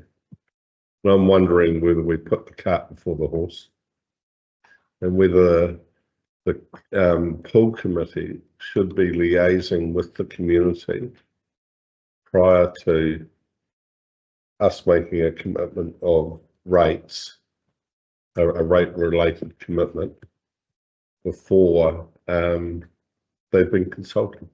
The, if I may, Chair. The LTP timeline is up against us, so we have to have the consultation document to the auditors by the 10th of January. Yep. And then council will have to adopt the consultation late January for us to then do what we need to do to get it out to the community for March. But this could be a question in there, but for us to meet the timelines of 10 Jan, so to get this into the LDP, you won't have the time soon for the community, you know, because their papers are going up on the 18th of December, which will then inform the drafting of the consultation document, which then has to get to audit by the 10th of Jan. So we're really up against compressed timelines there. But there is an opportunity for consultation that would be part of the long-term plan. Trying to explain that to the community and differentiating it from everything else that's going to impact their rate rises. I am concerned. But the committee has begun that process with the community and that they've been canvassing substantially for new members and not being able to source anyone. I'm not sure where it was advertised or how it was advertised around, but I think that Was in to try and find some additional committee members. In some respects, we've been passed a hot potato. No, and we want to support the outcome as best we can, but we also don't want to be seen, as we were clearly told in the public forum today, our reputation isn't that flash. We start jumping around again with this hot potato of the swimming pool that was supposed to be celebrated and suddenly becomes a rates issue rather than a supply issue. How do we best manage that? My thinking is early consultation before, and I take on board what Peter's saying about Jan 10, but is there not some way that we can manage that LTP input to our advantage? You could probably socialise the idea within your own networks prior to it coming in the LTP, but that's the appropriate place for this community to say, yes, we want the council to take over the pool. So 18 December. So that it's got a lifeguard, or they may say, no, we don't want you to take over the pool. We want the committee to deal with it, and it'll be for the committee to say, what on earth are we going to do? But it's That's not exactly my point. exactly what Norm's saying, that all of a sudden the hot potato becomes our decision. Well, it doesn't, you're going to go out to the community to say, do you want to pay for this pool and have it become a council facility? This is the impact on your rates. It's not us to do that. No. It's the trust to do that. You're the trust to do that. So that's what I have an opinion on this. Because the pool committee is not a statutory body, is not appointed by this committee, and the pool committee could write for council. And the thing is, we don't need this recommendation of Exactly. the community board to take it forward, because pool committee is not constituted under. Exactly. Yeah. It's represents, we've got, the intake today, is to, not proceed further through your avenues and to use the full committee, the staff group, right to council, so the council is considered that management. I think that's what they should do. There's a couple of other issues here. Just notice that if they do divest it, that the assets must be distributed or applied for the charitable purposes of the society or otherwise charitable purposes within the immediate Roxburgh Teviot Valley district. Is what their winding up says. So they have to be careful of that. We'll look into that. I mean, if it's especially the council won't pay for it, this will pick up the operating costs. So you won't own it, still be owned by the Well, that's something we'll have to look at legally when we go to general council to what that's to end up with. The Constitution says it's got to stay in the immediate ward. So how that was structured, I'm not sure. There's also, what do you mean, who owns it? The trust? That's owns the main and the trust owns the full. Yeah.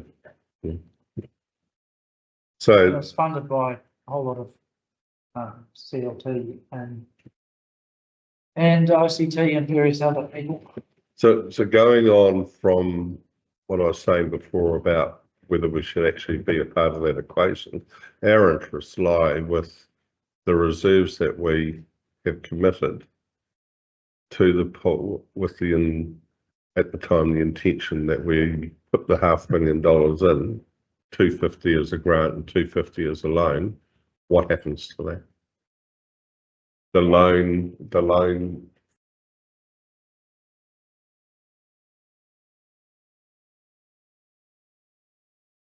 Yeah.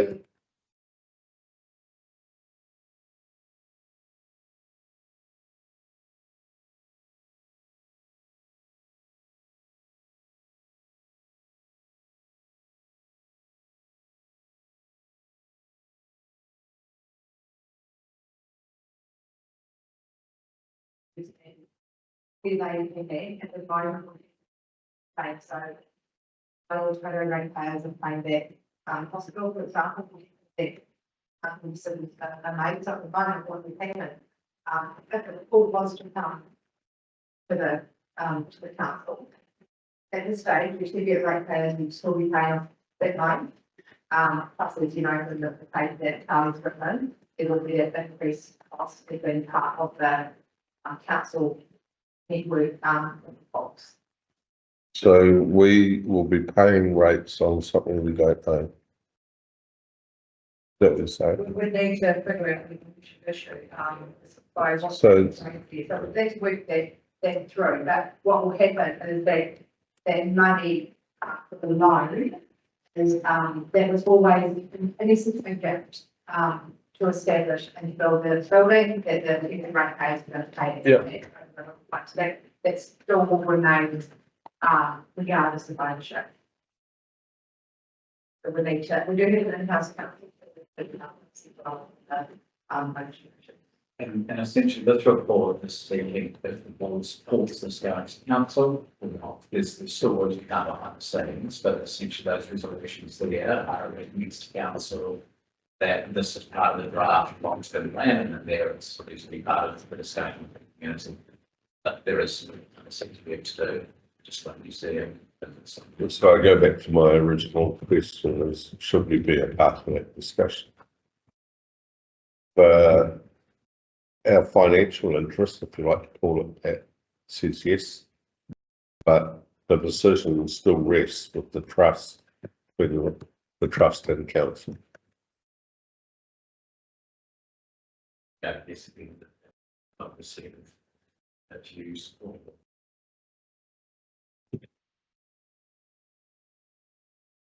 Yeah, I think we've got a, it's a neutral position on it. We'd like to see a provision of a pool, but we don't want to be saying to be committing the ratepayers to another 250,000. But if I may, right now, the ratepayers not, it's paying the loan, but you're not paying the operating. And if a piece of plant fails, you'll come to council for a loan. And going forward, the operating cost of that thing, as it starts to bed down, becomes more and more acute. And there's no provision for that. Yeah. That takes you back to the operation. What was the original operational plan? No, It's new fall. When are we going to start expecting things to break down? Well, like the car for lot, and you can break down to mile count. I mean, the reality is things break all sorts of reasons, and the cost associated with that, and the limited operating to address those issues is probably constrained. And if I may ask, when you sort of see one operation with not being able to provide guards, and using the course of extent that the license. An example of a pool line would be 10 years of lifespan, and over $150 to $200,000. Well, so that's just one thing that you're talking about. Filtered pumps. Appreciation. There must be some warranties included in the development. There is. It's like near once. Well, you'd hope that it's more than you want the full one. Oh, well, yes, it's normal lifespan about 10 years. I'm just for an example. But warranty, you'd expect it to be at least. So,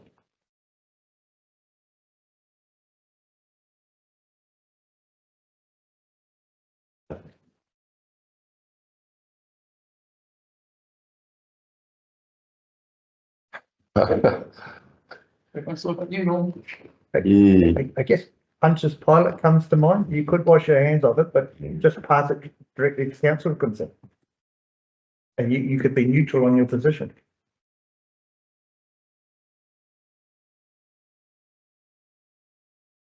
That then leaves these guys with a lot to You know, we're just passing that on.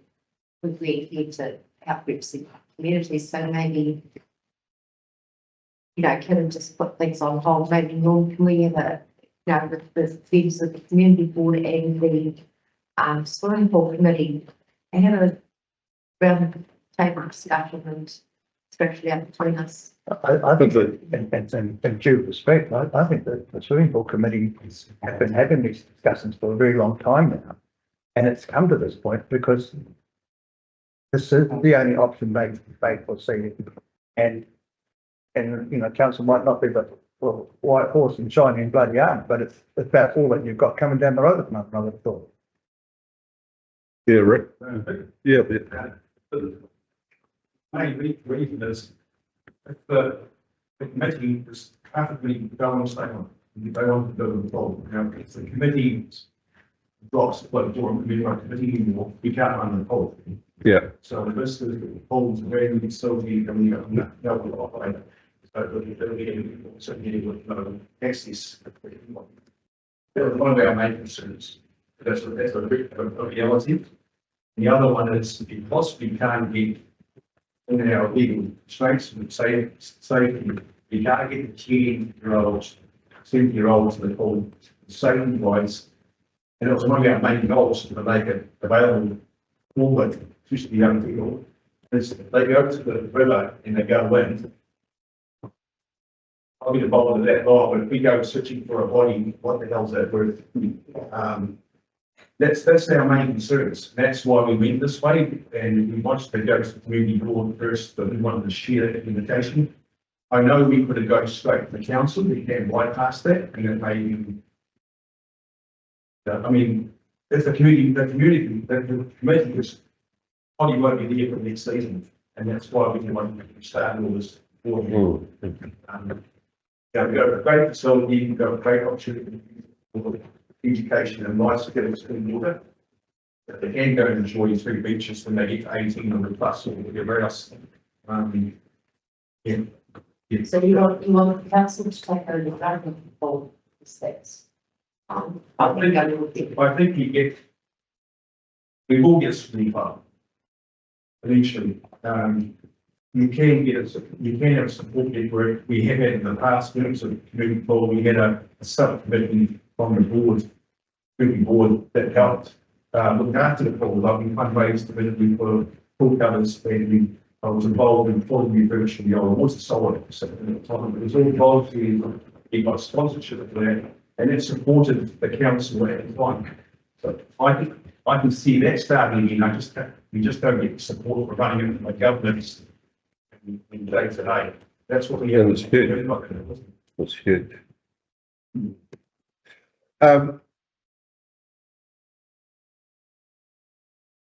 Was there consideration to keeping ownership and just looking for a management contract from council? Yeah, I don't see the advantage going as far. Okay.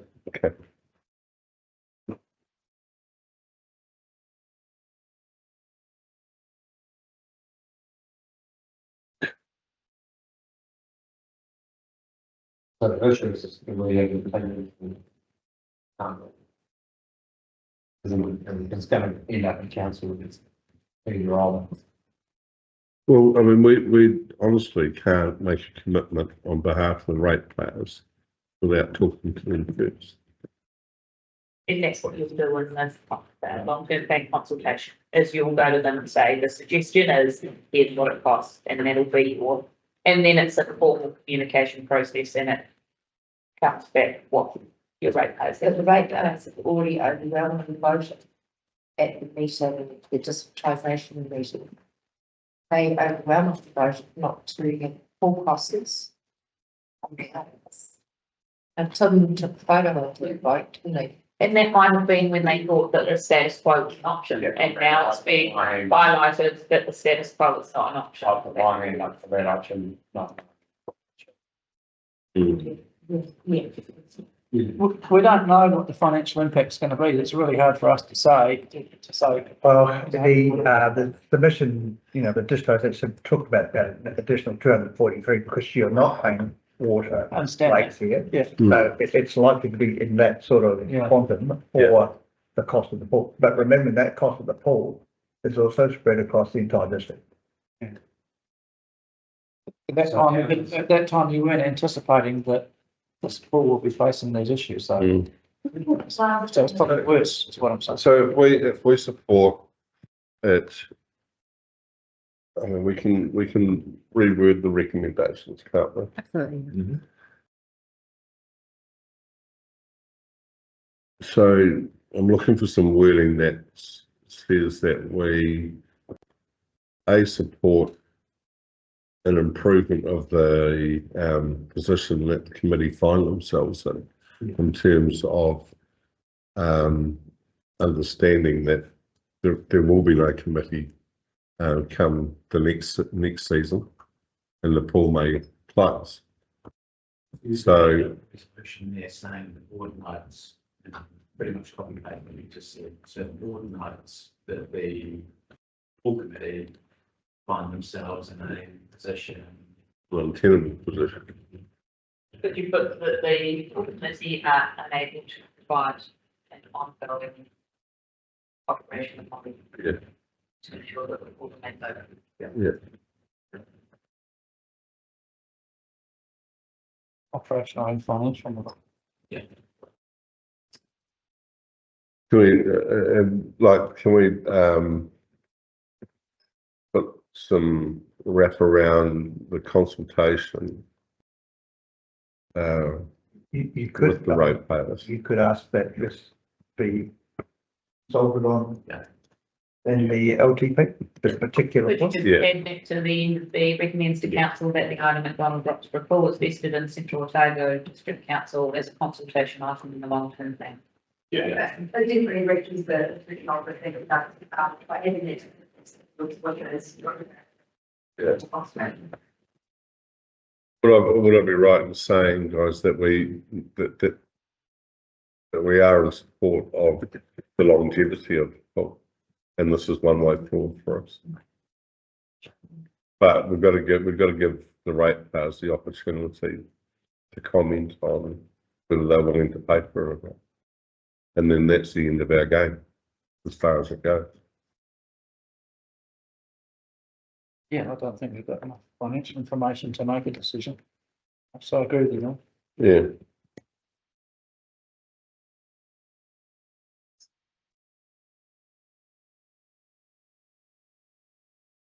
That makes sense. Sarah's just hiding this, so yeah. It's about 25, 34 drive on two things. So you've got to write it.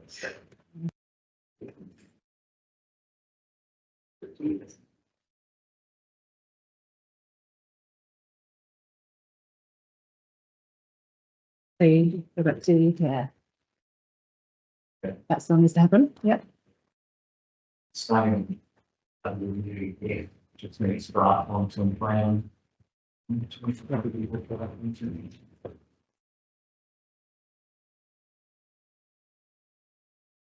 you.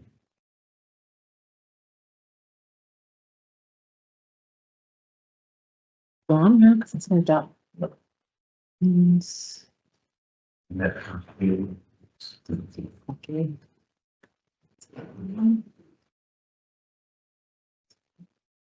If we, probably went to the council, can it do something like, you know, like, nice to go, you know, say the kids like to school to Alex.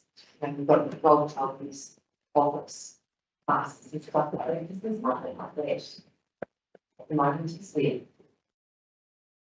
Oh, you know, that, because we look at probably working like targeting the young people, but maybe in our valley, we should be targeting our audience. We have actually put classes in our other, in grandfather. Yeah, we don't have that much, but Yes, that could be. so we've probably got more 80-year-olds, we've got 2-year-olds. Yeah, and so that's looking to make it more viable. there is a from the evaluation. Just, you know, obviously, you know, unless it's just steering about the ownership piece and the constitution. You know, it's got the, committee carries out this formal evaluation and Due diligence. choose on that. Yeah, thank you, that comes to. Carrying a, so this formal evaluation through what it's worth. Yeah. So if you take that over, are you able to be entirely in simplicity? If that's the Well, that asset becomes a council asset and then comes onto the council balance sheet. Yeah. Like all our assets. I mean, we've got $1 billion in assets at the moment, so it'll be $1 billion and one type thing. Just to clarify, the borrowing knows it's now, how much we can borrow is this community. Yes. So that won't change amount. So even though the trust owns the full, you can still borrow it, you can still use it as a borrower. Or an asset. No, we can't, we won't be able to, our assets, don't determine how much must be borrowed. What it is the revenue, so it's, the money that we get from all fees, rates, et cetera. And which, what I don't think, in terms of revenue, it wouldn't, make much at all, because we've got. Exactly. Operating costs and the. Right. What makes it superior. So everyone happy if I move that motion then? That the move that the Teviot Valley Community Board receives the report and accepts the level of significance, being notes the full committee are unable to provide an ongoing operational and financial model to ensure that the pool remains open. Recommends to council that the item McDonald Rockford Pool was vested in the Central Otago District Council as a consultation item in the 2025 to 2034 draft. So it's the proposal, it's a proposal. C is recommends the council that the proposal that it's invested. It's not actually that it's vested. The proposal that it's vested. And it says recommends to council that the proposal for the item McDonald to be vested in the council. We're not saying it should be, we're saying it's proposed. Right, yeah. The proposal. What goes in here? So, as a LTP, you say that this is in, it's not a proposal to put it in, it would be in, and then it would be modelled in. Yeah, with the option to take it out. Yeah. So we can say that it should be vested in the council, that's what we're saying. Okay, doesn't matter. There's a consultation item in the long-term plan.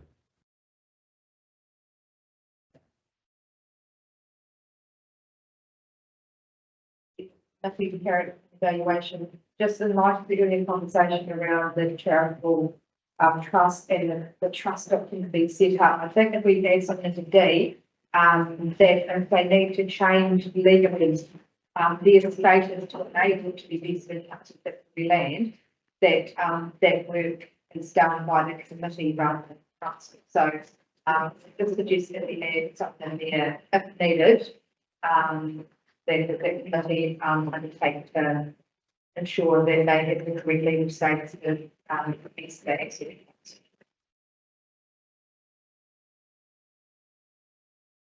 Take action.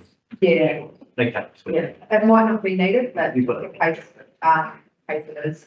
Would say actions to ensure the pool can be vested to send what's happening to council.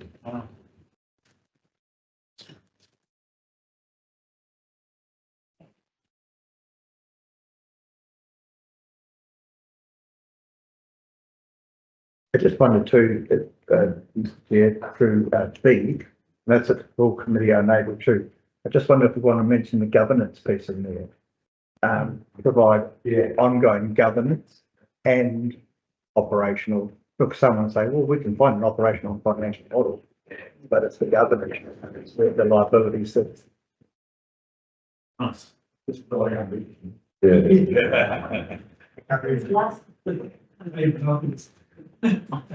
Easy as that. And So let's bring all that out again. hope everyone's there. Okay, so I'll move the motion then, to the recommendations A, B, C, D, E, F and G. The amended recommendations. Not a seconder, please. Yeah. All those in favour say aye. Aye. Those against say no. Carry. Thank you, everyone. Well done.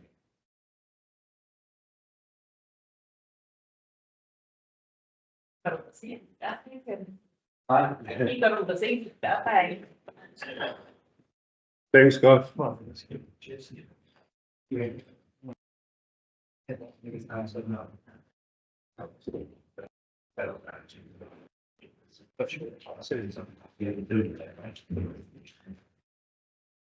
And sorry, it looks like we've got, instead of Gareth, we've got Janice presenting the next paper.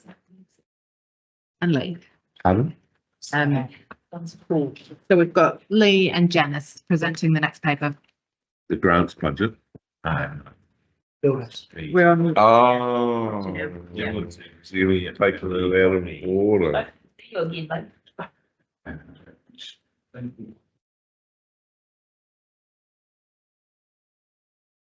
Item 24.9.13. Level of service for the Teviot Valley properties. Oh boy. First of all, to start with an apology that Gareth can't be here, unfortunately today, so, what we do have to start with obviously Janice, our asset management team here, property guru, to answer the questions. But really interested before we get into the report, just to give some context to why you've got this report from today, is that through the LTP process that staff have been going through the council, there've been a number of conversations, based on the freedom of appreciation. Each of those conversations, not dissimilar to the one that you're having this morning, had a lot of consideration with regards to the costs that are being escalated and that are being put on our ratepayers and our communities. And so as part of that process, council can put to staff and say, okay, we appreciate that we're having to cover these increases in costs. A lot of the time those increases are just maintaining the level of service that we've got, other than potentially savings. This is one of those areas that we as staff have gone through to say, okay, we have a number of buildings halls across the district that are important to our communities, and we actually recognise that these history of these buildings and the importance of these buildings, but also the ongoing cost of these buildings, both from years that they were built, often going back to the First and Second World War. And with the ageing of these buildings, the costs are escalating, and there are a significant number across the district that also require earthquake shielding. So to the point of one of the buildings where in your district of the Meadows Black Hall to almost $500,000, which is about 10% from this. And so as a result of that, we've had a lot to say, well, we believe there is an opportunity when you look at the detail with regards to how much is it costing to maintain these buildings versus the use of the buildings in the communities. But we believe that there's a conversation that we need to have with the community through the draft LTP consultation documents and say, do we want to keep them in our community? And if so, we acknowledge the costs that are going to continue on our rates. Or do we want to have a conversation, which is what we're proposing to look at divesting some of those properties to reduce those rating contributions. So with that, and I just want to stress as well in relation to the recommendations that we're putting forward, with recommendation C and the buildings that we are recommending that are considered for divesting, that's the important element. We're saying that we would like to put these buildings into the consultation document for the community, have the conversation about whether or not we do divest. But the ongoing conversations after that we need to hear from the community. So with that being said, we'll take the report as being read and we're happy to answer any questions. Around the questions, I think, is that Roxborough essentially, correct me if I'm wrong, their whole thing is a task to things function to the school, correct? What is required? So we, got an MOU with Roxborough School to, use that as our, and you just think, so that we didn't have to do great within one of our buildings to save a considerable amount of money. So Curtis is saying, could we have an MOU with Miller's Flat School Yes. for the emergency facility? Yes. So that we didn't have to do the press roofing at Miller's Flat School. So that would negate the need to do the earthquake strength for the council because it's only council building. Council still have to, the fact that we've got the facility fence and we can still do that. That's correct. To the same degree. So in your report here, the cost that we have got for the face strengthening, the difference between these face strengthening from 34%, Yeah. which is what we have to maintain, to 67%. So it can be an emergency need or community need centre. There's only 10,000 difference. Right. So as long as it's being used for the public, it's always due. Right. So it's $480,000 that need to be spent on earthquake strength. That would be to refer to for new building standards, which is the minimum requirements that would need to be met. Have the committee seen that report? I'm not sure that they know. I think they have. So would you like that? Is it possible that that's circulated to the full committee? Is that what you want, Matt? As a start, yeah. It's interesting, all these rules and regulations that we're getting, you know, with told the rules and everything, they are just wrangling our communities and everybody seems to just roll over and go, oh, there's 480k to earthquake strength from who's doing where the sun come from. So that's from a structural engineer. So as part of the legal requirements. So who's your structural engineer?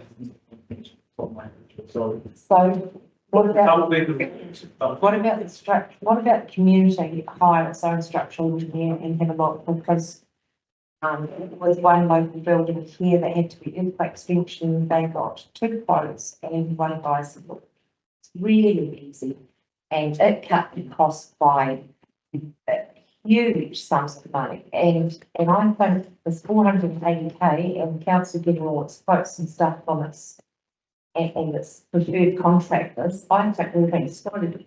I really do.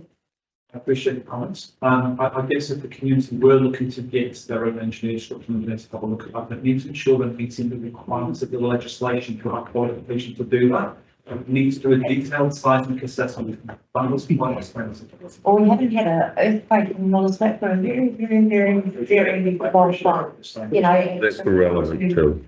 we constantly have to spend the top money to plan for the worst thing. Doesn't happen. You know. It's a part of owning commercial property. Right. By over-inflation. I feel that Miller's Flat Hall is a high use building, and it's a focal point for the community. And I'd be very surprised if the community see that we don't want it anymore. It's completely different to almost any other community hall. it's used more. Notice that hall is used more than the entertainment centre here or the Roxburgh Town Hall here. Why don't you get the Roxburgh Town Hall here is non-listed hall?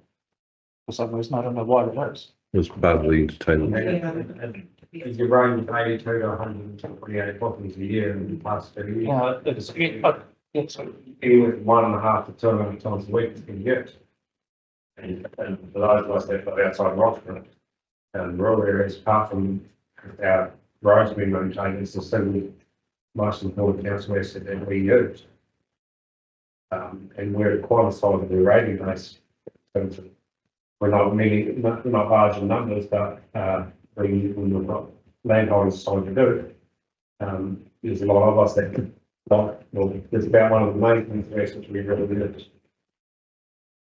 I mean, fundamentally, it's I see it as one of the council's core community responsibilities is to provide a meeting place in the town hall. If it doesn't get used, as there are lots that don't get used, then I can understand why you'd say, do we really want this? But this does get used a hell of a lot. It's well maintained. You've got a very active local committee who look after it. It's operationally, it's not a huge financial break. Leave aside the issue of potential earthquake strengthening, which is a things just no one knows about. You guys know about, but no one does. I would say this is an absolute core thing that the council do and should continue to do. And there are other halls in other parts of the COD set. They're all up for consideration and recommendations. But what I'm saying is this, but no, they're not all up. Some of them are. But I think when you see the report, you'll find out those that. It's lots of it. Yeah, I've looked at it. Yeah, there are many that aren't.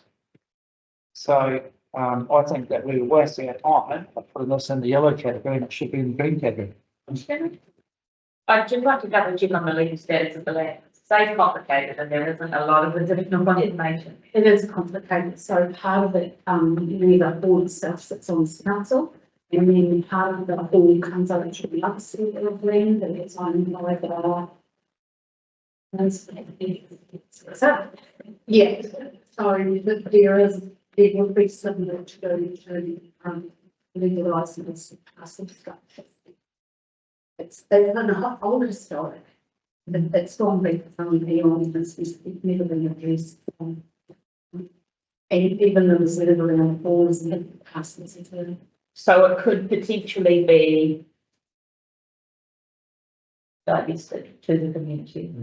Yep. Or $1 say, and the community would then not be required to bring the building to the place strengthening that place of insurance. Would it never an emergency management function of the fire? No. You could choose where you But if it still be used for the public, it's still into this legislation. Yeah, as they are firing it out and taking it. It would be their responsibility though. Yes. Is it the same standard? The big one. It's I think building owners, why you actually want to help these challenges, the building owners who are responsible, council is no different to them. So if I read this correctly, the recommendations are A, receive a report on the level of accept the level of significance. B, recommends to council that the following buildings are budgeted in the draft long-term plan. Now it appears from this discussion that the Miller's Flat Hall would fall under B. From our recommendations, from the C for the conversation with the community through the draft LTP documentation that we look to divest that. Your view, as a board, maybe that you want to remove Miller's Flat Hall from the C recommendation to include it into the B recommendation. Yeah. To be clear, that is your decision. That's absolutely fine. When we go to council, we'll absolutely include your comments and your recommendations. But our recommendation to council are what you're reading to today. And if we do it that way, does it not trigger the conversation about the rates and cost? Whereas if it's going for divestment, it's about rate saving. Does that make sense? So if we've got the Miller's Flat Hall under B, you'll have its associated CapEx requirements, OpEx requirements factored into the LTP budgets, which has a rate and cost. If we leave it under C, it will have it will be accounted for as not being spent. So therefore, there is no rates and costs. So the conversation would be with regards to that. Does the community want to divest that building or those buildings? If so, yes or no. The hearing close to the very clear. The operational capital expenditure that's required for those buildings would not then go into the final cost for the LTP. I mean, all I want is visibility of what it's going to cost the ratepayer to keep it, basically. And if you've got it in the divestment, there is no number attached to it. Am I right? And as we did the other day with Vincent, yes, this community board, we recommend where it sits in terms of that. Council asked council staff to come back with their recommendation, so we would still continue with our recommendation to divest, but we would make it known in the report that the community view is that this building is not divested. Okay. So we can satisfy both, but we will continue our position, but reflect what the board has told us. So when the council discuss all the boards, they know what each board's view is. Yeah. So, I mean, does it make sense about the numbers that it's important that particularly the Miller's Flat people understand that it's not just a number of $480,000. This is the ongoing cost of having that money spent, and are they better off owning it themselves? They can make an informed decision. And Joe, I think part of the conversation that we've had as well with the community as Peter was saying, with Vincent, what we were saying is some of the buildings that we have recommended for divestment with community groups that would use in those facilities. We would go and talk to them to have those one-on-one conversations to explain it, so that they can make meaningful submissions to the LTP process. Okay, so the timeline for that then is that's all happening before January 10? Yes, so the timeline, the big paper is going up to council on December the 18th on community halls. Yeah. By that time, we've gone around to all the community boards. And then we will be taking the recommendation to council. Mull over this and tell us what we should plan to divest, what we shouldn't plan to divest, what ones they want to keep, what ones they don't want to keep. We will then have to work that into the consultation document. And we can on to meet the LTP. Okay, So within the next 2 weeks, we'll go around to all halls. Well, the community association. community boards. Sorry for the chair, what we're saying is that the recommendation will go to council. Should council say yes, we council wants to have the consideration of the divestment of Miller's Flat Hall rather than sell, that will go into the consultation document, that will go out to the public as part of that process. That's when we will engage with the community basically and have those conversations so they can make submissions to the LTP. So you would make that engagement with the community. How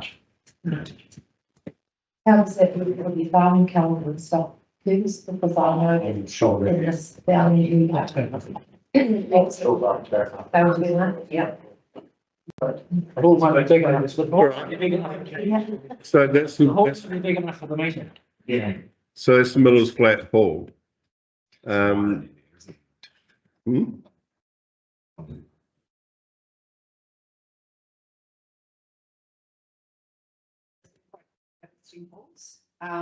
like some other communities, so we've already divested the Petrick Hall and the Lake Village Hall.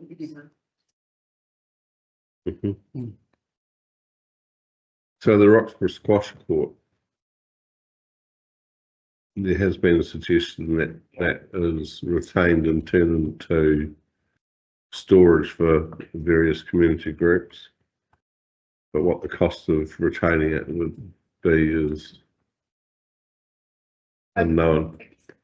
How easy is it to though use that asset because it's on, recreation review, so that I guess that's the question. Yeah, there is a process to go through, and before we start that process, we would like to use some to see how it building is paid for. But what will happen is that it goes through the process, that's it, it's surplus, and then it goes back to them, so we have been involved in it, goes back to them. Loans need to offer to our target, and you have to make it bulk note of what to our target, nothing charge every turn it down, but then it's put on like, I guess what to add to that as well is that if it's not considered for divestment and council does retain it, all I can say is that cost is going to be, it's not going to be zero. Is there any when we bought that onto a discussion about buildings, so. Yeah.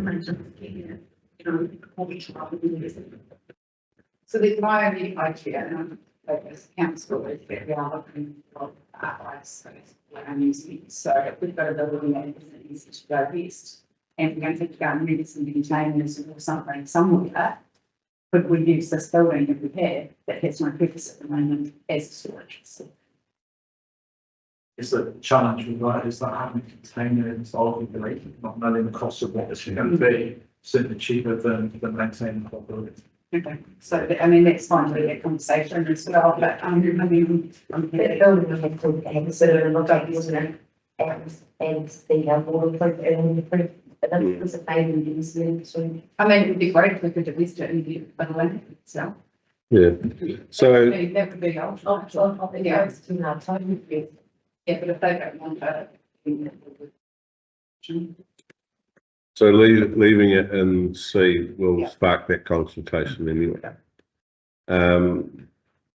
Miller's Flat Bowling Club. We've asked for a report on that, over a month ago, and I'm unclear as to where that building report is. So we're still investigating the condition of the building, and we're getting some work done around the back of the section, to get an assessment from an engineer on the stability of the back. Yeah. And then we have all that information, we said we pass the engineer, we don't have it completed at this time, but as soon as we do, we will pass it on to the group that are investigating that. So I suppose 3 weeks ago, someone was going that day, and the report would be available to. As I said, the engineers still have not. So they haven't been. So nobody will the same thing. Okay. So I mean, it's a two-part report, one's about the building, one's about the lead. You'll involve the information within it's certainly different. The other issues with the Miller's Flat Bowling Club, of course, which is no surprise, is the fact that it's built on a unformed legal road, which we had legal advice that we can't have that stopped. So we're going to have to look very quite close to this one. And I understand that what interfere with really wanting to build something that's a bit good. Yeah, we've got a project that we're putting together for proposal to enhance that area with a synthetic turf for netball and tennis, and enhance the children's playground at the front to have a pump track and some other children's playground articles. The current tennis court has had it. So yeah, we're doing some preliminary work to come up with a feasibility study to do that, and that depends whether the building is there or not. The worthiness of it is stage 1, and then determining, okay, do we want to use it or not, and what will the arrangements be and the cost. So that's what I'm keen to find out. And then we can move forward with a proposal and come to the council to say this is our proposal. This is where we'll see some funds, and we've done quite a lot of work already on getting indications of potential funding, and that's looking very, very positive. So yeah, that's all looking good. So we're pretty keen to find out what's going on with what the potential for the building is. obviously it should remain in the yellow category, at this point. No problem with that. But the sooner we can find it, the better. Yeah, it'd be really good. We can look forward to another split, a sports and recreation hub.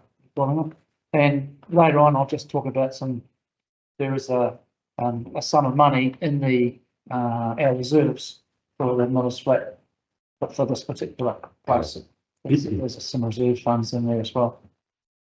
So are we best to leave the bowling club in C or B?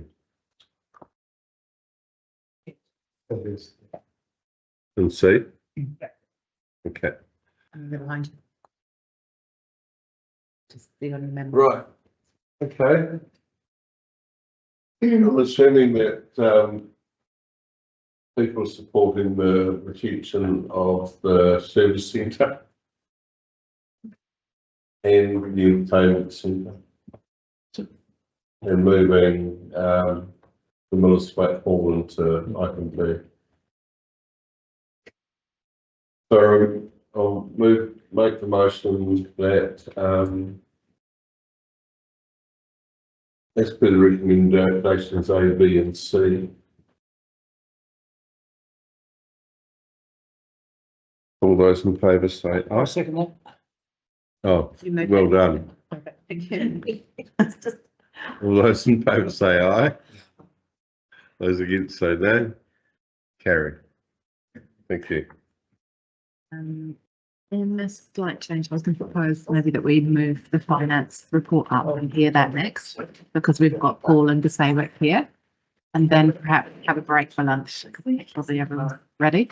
Yeah, well, it's only done anyway. We've got three, just three, yeah. So, my bar can do this one. Is it? Nice. Yeah. Welcome to it. Go on then, Paul. Thank you. Item 24.9.8, slight change of agenda.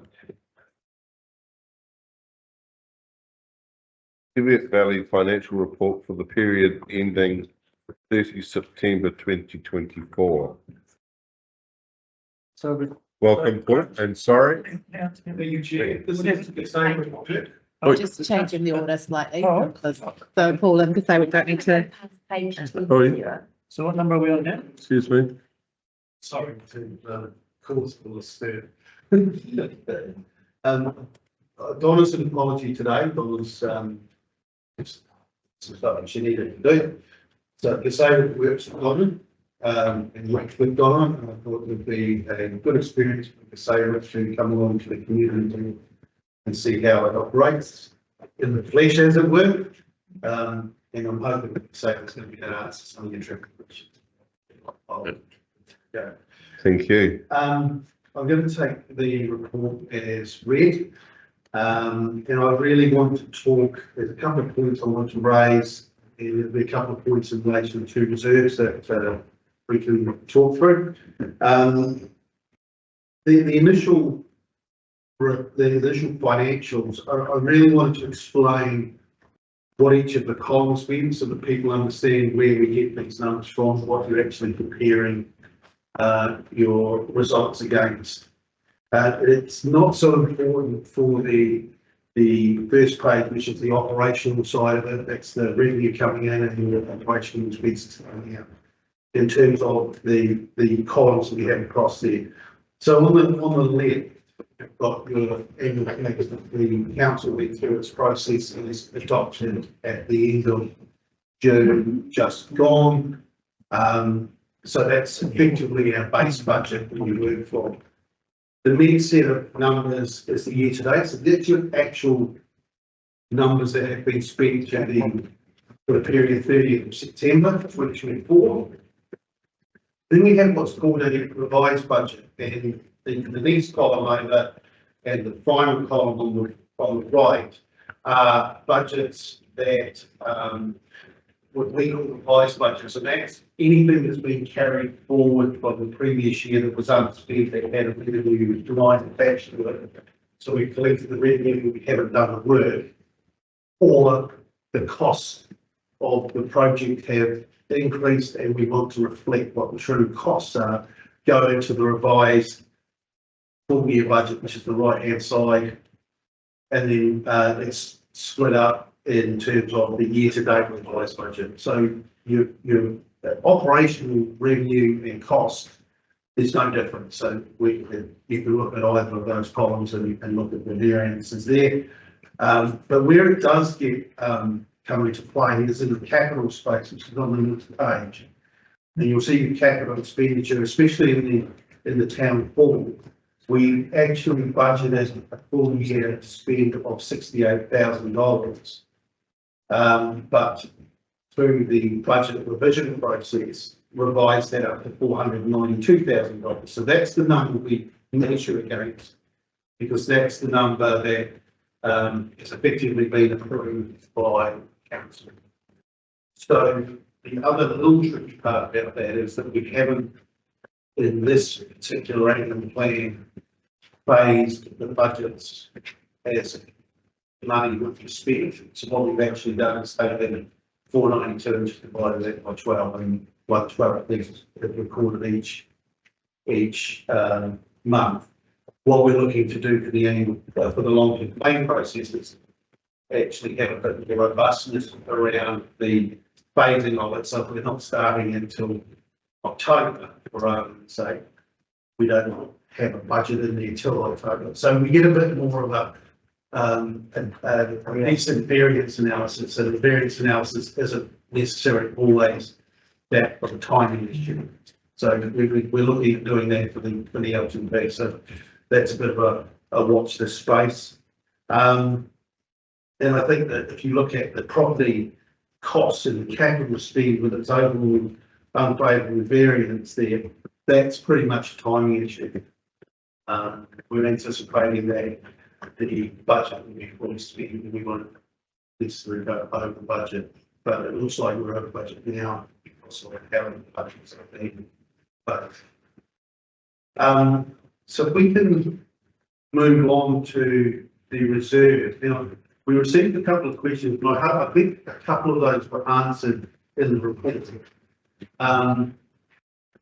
There was a question that was circulated around reserves, what we would air for and what we can use them for. So in general terms, the principles around reserves, they are created from the activity that's been undertaken. Effectively, the revenue determines where the use of the reserve occurs. So if you have a targeted rate, you have gone to the rate payers and you have said, we are going to rate you for ward services rate. That's a target rate specific for ward services rate. The money that you've collected and the reserves that have been created out of that can only be used for ward services rate purposes. And those are listed in the annual plan. If you look at the back of the annual plan, when we talk about rating policy, it can tell you, for argument's sake, I can find one. It's saying this really well here. If we look at ward services rates, oh, here we go. Works and services, the council sets a targeted rates. It's a targeted rate specific for a particular thing that you're doing rather than a general rate for each board. So it's specific, this one's specific to Teviot. And ward services are determined, defined as housing, property, grants, and recreation reserve committees, in other words. So when you levy those rates and you create that reserve, that's all you can use it for. So there's not a component of we've levied it for that, we want to use it for somewhere else. Now that, unlike the general reserve, which is the rate for the general reserve in terms of that's a general thing that you can use it for. So you can go the other way, but you can't go target rates reserves to other activities than what it was collected. Because that's effectively the contract that we have with the rate payers to say we're going to rate you as target rate to provide these services. You can't provide other services. So if you look at, sorry, the next part of that is this whole harmonisation across the district, which we've just gone through, actually does cause us some problems now, because we've got to work out how those reserves are to be used for ongoing business that is now merged into district-wide waste effectively. So one of the things that we're looking at is if there's a particular project we're able to say in the ward services rate space, for argument's sake, Miller's Flat Recreation Reserve Committee, they've got 88,000 as at the end of June. They want to do something. That's currently it will be in a district-wide bucket come 1 July 2025. What happens to that money? Can that be used to provide us the Miller's Flat Recreation Reserve Committee with funds to do what they want to do? So those are the types of things that we have to work our way through, reserve by reserve, and change how that might be applied. Because currently, this board has that ability. Post 1 July 2025, that sits then with council. Now, obviously, you, as I've said, you can't necessarily use reserves that you've collected for a specific purpose. So you could use the Miller's Flat Reserve in Cromwell, for argument's sake. This you put in a different group of people than you're applying it to. So we need to work out how the mechanics of that would work so that the ratepayers and residents in Teviot still get the benefit of the money that's been collected on their behalf for projects that sit in their space. We haven't really got to that point yet. It's there's going to need to be some work, and I suspect there might even need to be a little legal advice on that. So you've gone into districtisation without knowing what the money's going to use? Districtisation was a little bit before my time, but I don't think that was mentioned in terms of the how we do reserves. No. It was always accepted, and it was discussed at the meeting, it was raised, that the reserves would be something we will have to work our way through. And equally, the set accounts that are in here as well. How do we recover the money that are in accounts that are in deficit, which are as applicable to wards? But we've also been using the centralised model for roading in Three Waters for a very long time. That's true, and now we're bleeding through the nose on Three Waters, and our roading in town is rubbish. But we haven't, but reserves haven't gone down that path that you're talking about, no, and that's what we want to make, it's what I sort of want to find out where we're at with it. This report that you've given us now with reserves, it sort of differs to what's in your annual plan there on page 107 of your financial report there. You're talking about the annual report. The annual report, They're both June, but the annual report, I believe, is amalgamated up. So there's not as much detail in the annual report process. That's right, but the total's right. The total's completely different. That's what I'm concerned about. Is that when you reported your annual plan, the figure you got as Teviot Valley reserves is a hell of a lot less than what you've just given us today. So you're looking at the annual plan, the annual report. Because if you're looking at the annual plan was a projection for the next financial year. Yeah, annual plan. So, okay, so that's the projection for the next financial year. So that will include any of the work that you have earmarked some of the reserves to be used on. So that's effectively budgeting the next 12 months out. So these are actuals right now as at 30 June 2020.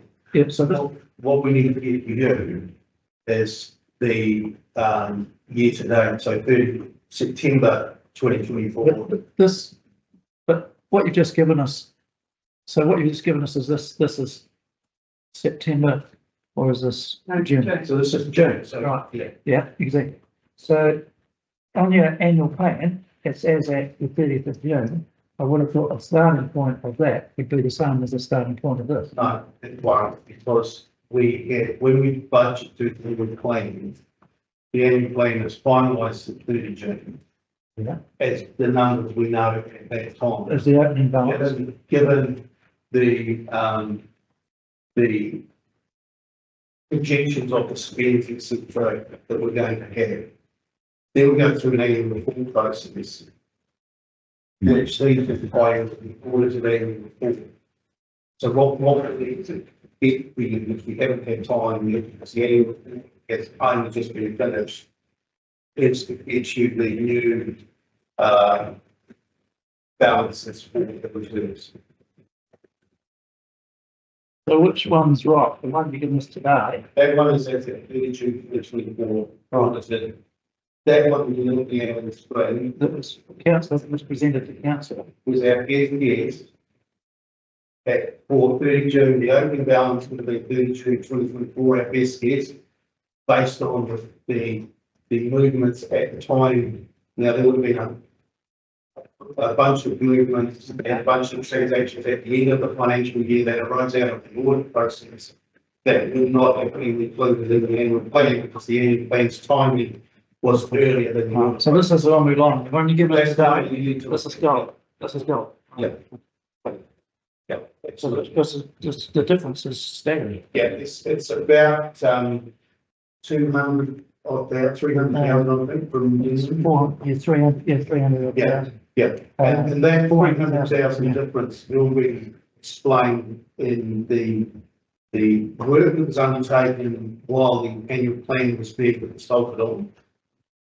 That, for argument's sake, capitalisation of assets, all of that. Okay. Stuff, which is good marks. Yeah.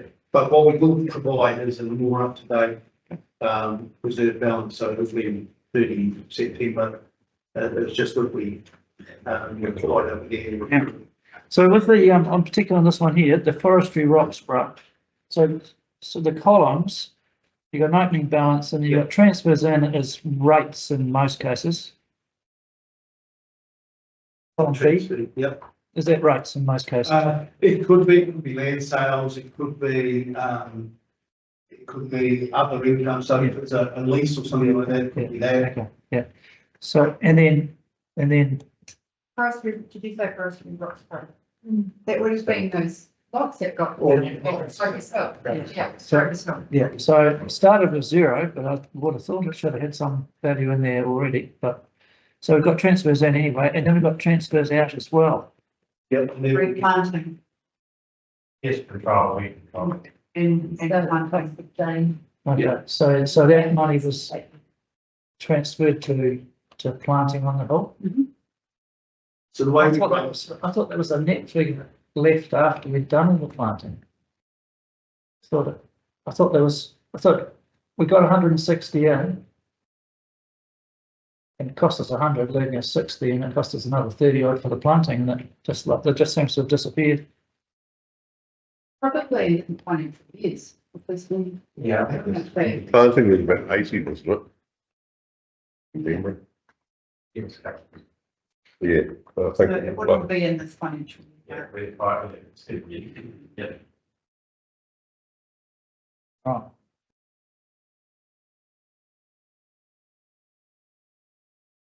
So I guess that's the explanation of how it was working. Yeah. The question that we, as I said, we need to deal with is how are we going to apply them to the Teviot, given we've now got a different model than they were collected. And I think that it's pretty clear that we need to, it can't be used. It can't be used for other areas apart from Teviot. So I think that it's how the mechanics of that works, so that the money is used where it's what it's collected.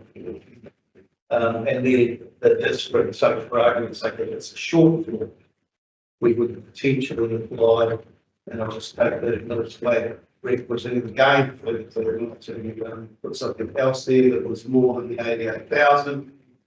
the first port of call would be the 88,000 in terms of reserve.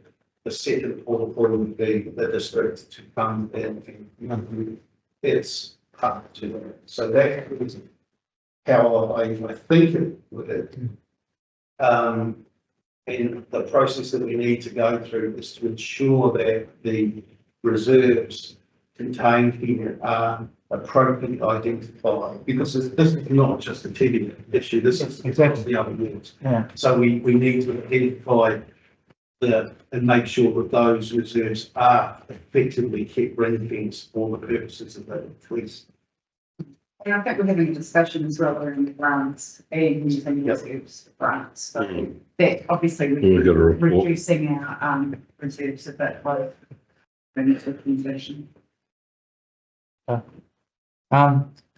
We've got to do something about that endowment land. It's just going to dribble away till we've got nothing left. It is landlocked. This is the one down. Yeah. It's landlocked, it's leased, isn't it? I mean, it's, But the rates exceed the lease. yeah, I mean, but the reality is it's landlocked by a farmer, and I'm not sure what other purpose you can put to it, sell it. Well, Before yesterday, would have been part of the trees, but. well, Peter's got lease on it and it's cheaper for them to lease it than it is to buy it. How we can So less they- than the value of the rates, I They just got me. carrying on. It's the way that, remember, Gareth,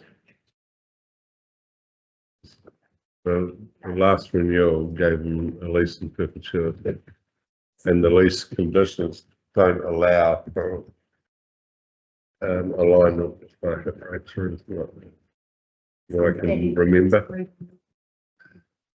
But I thought that Gareth was talking to him about buying. They had a valuation done and all that It sort of used to be thing. over 200,000, it's down to 153, Yeah, and it's just going to dribble away. but the rates are offset rate, they're offsetting something else. But he doesn't pay rates. No, Pay that, rates. He just that, rent doesn't. that need all the figure, rates. as I understood it, that figure is the result of a resolution that was passed decades ago to offset rates out of the income on that property. Where that goes to, I wouldn't have a clue what line item it goes to in there. So we're getting 8,481 in from rent, and we're paying out $9,957 in rates. So just, I don't know who thinks that's a good idea.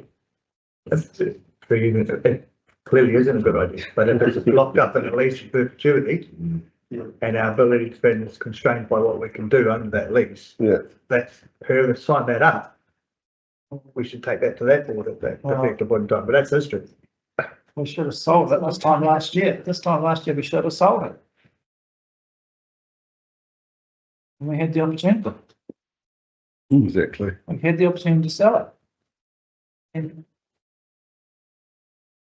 decided not to. I mean, that's,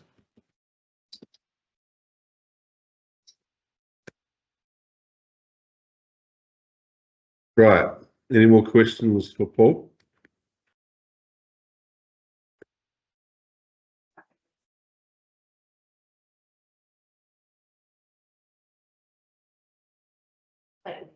About one of the things like what it says that we've got in the stage, because overwhelmingly between the submissions between Teviot Valley and Fronton, overwhelmingly we voted against the and so we would do that of course. So this including 8 submissions and ran through from 4. Okay, so our Democratic force completely up to, so it's always been a bit of a worry with this. I know the funding funds, but there's money that does have to stay in the. In answer to that, And I feel that. in answer to that, I believe that there's a legal responsibility if the rates are collected for a specific purpose. And reserve therefore is therefore created out of that reserve should be used for that purpose. Yeah. That's going to require us to be thinking about the mechanics behind that rather than actually how do we amalgamate all these things up. I don't think from a legal perspective, we've got that option. I think it's how we're going to do this mechanically so that the Teviot benefits from the Teviot stuff, as in the district takes in when it needs to, when the projects are have used up those returns. So what's the level of, who decides whether something's going to change within here? How does that process happen? If you're going to take something out of here, how does that happen? It should come through a paper to whichever governing body is in charge, and I suspect that the process will be, it will come to a community board first for recommendation to the council. And the council will then take that recommendation on board and it will make its decision based on the information that it has, plus the recommendations from the community board. And I think that was pretty clear as to how that process would work through the districtisation discussions. And that was the community boards pretty unanimously were wanting that to happen. But they're an advocate, and I would suggest that that is how the process would work. It would get the advocacy from this board going through to the council. So you can't, someone couldn't just take something out of here and put it into OPEX because someone feels like it. We'll have to come here. That's good. Yeah. All right, well, I'll move that that report be received. Thank you. All those in favour say aye. Aye. Those against say no. Carried. Right, so what are we doing? Lunch break. Lunch break. I'll just turn the live stream off and 10 minutes. Thanks, Paul. Thanks. Yeah,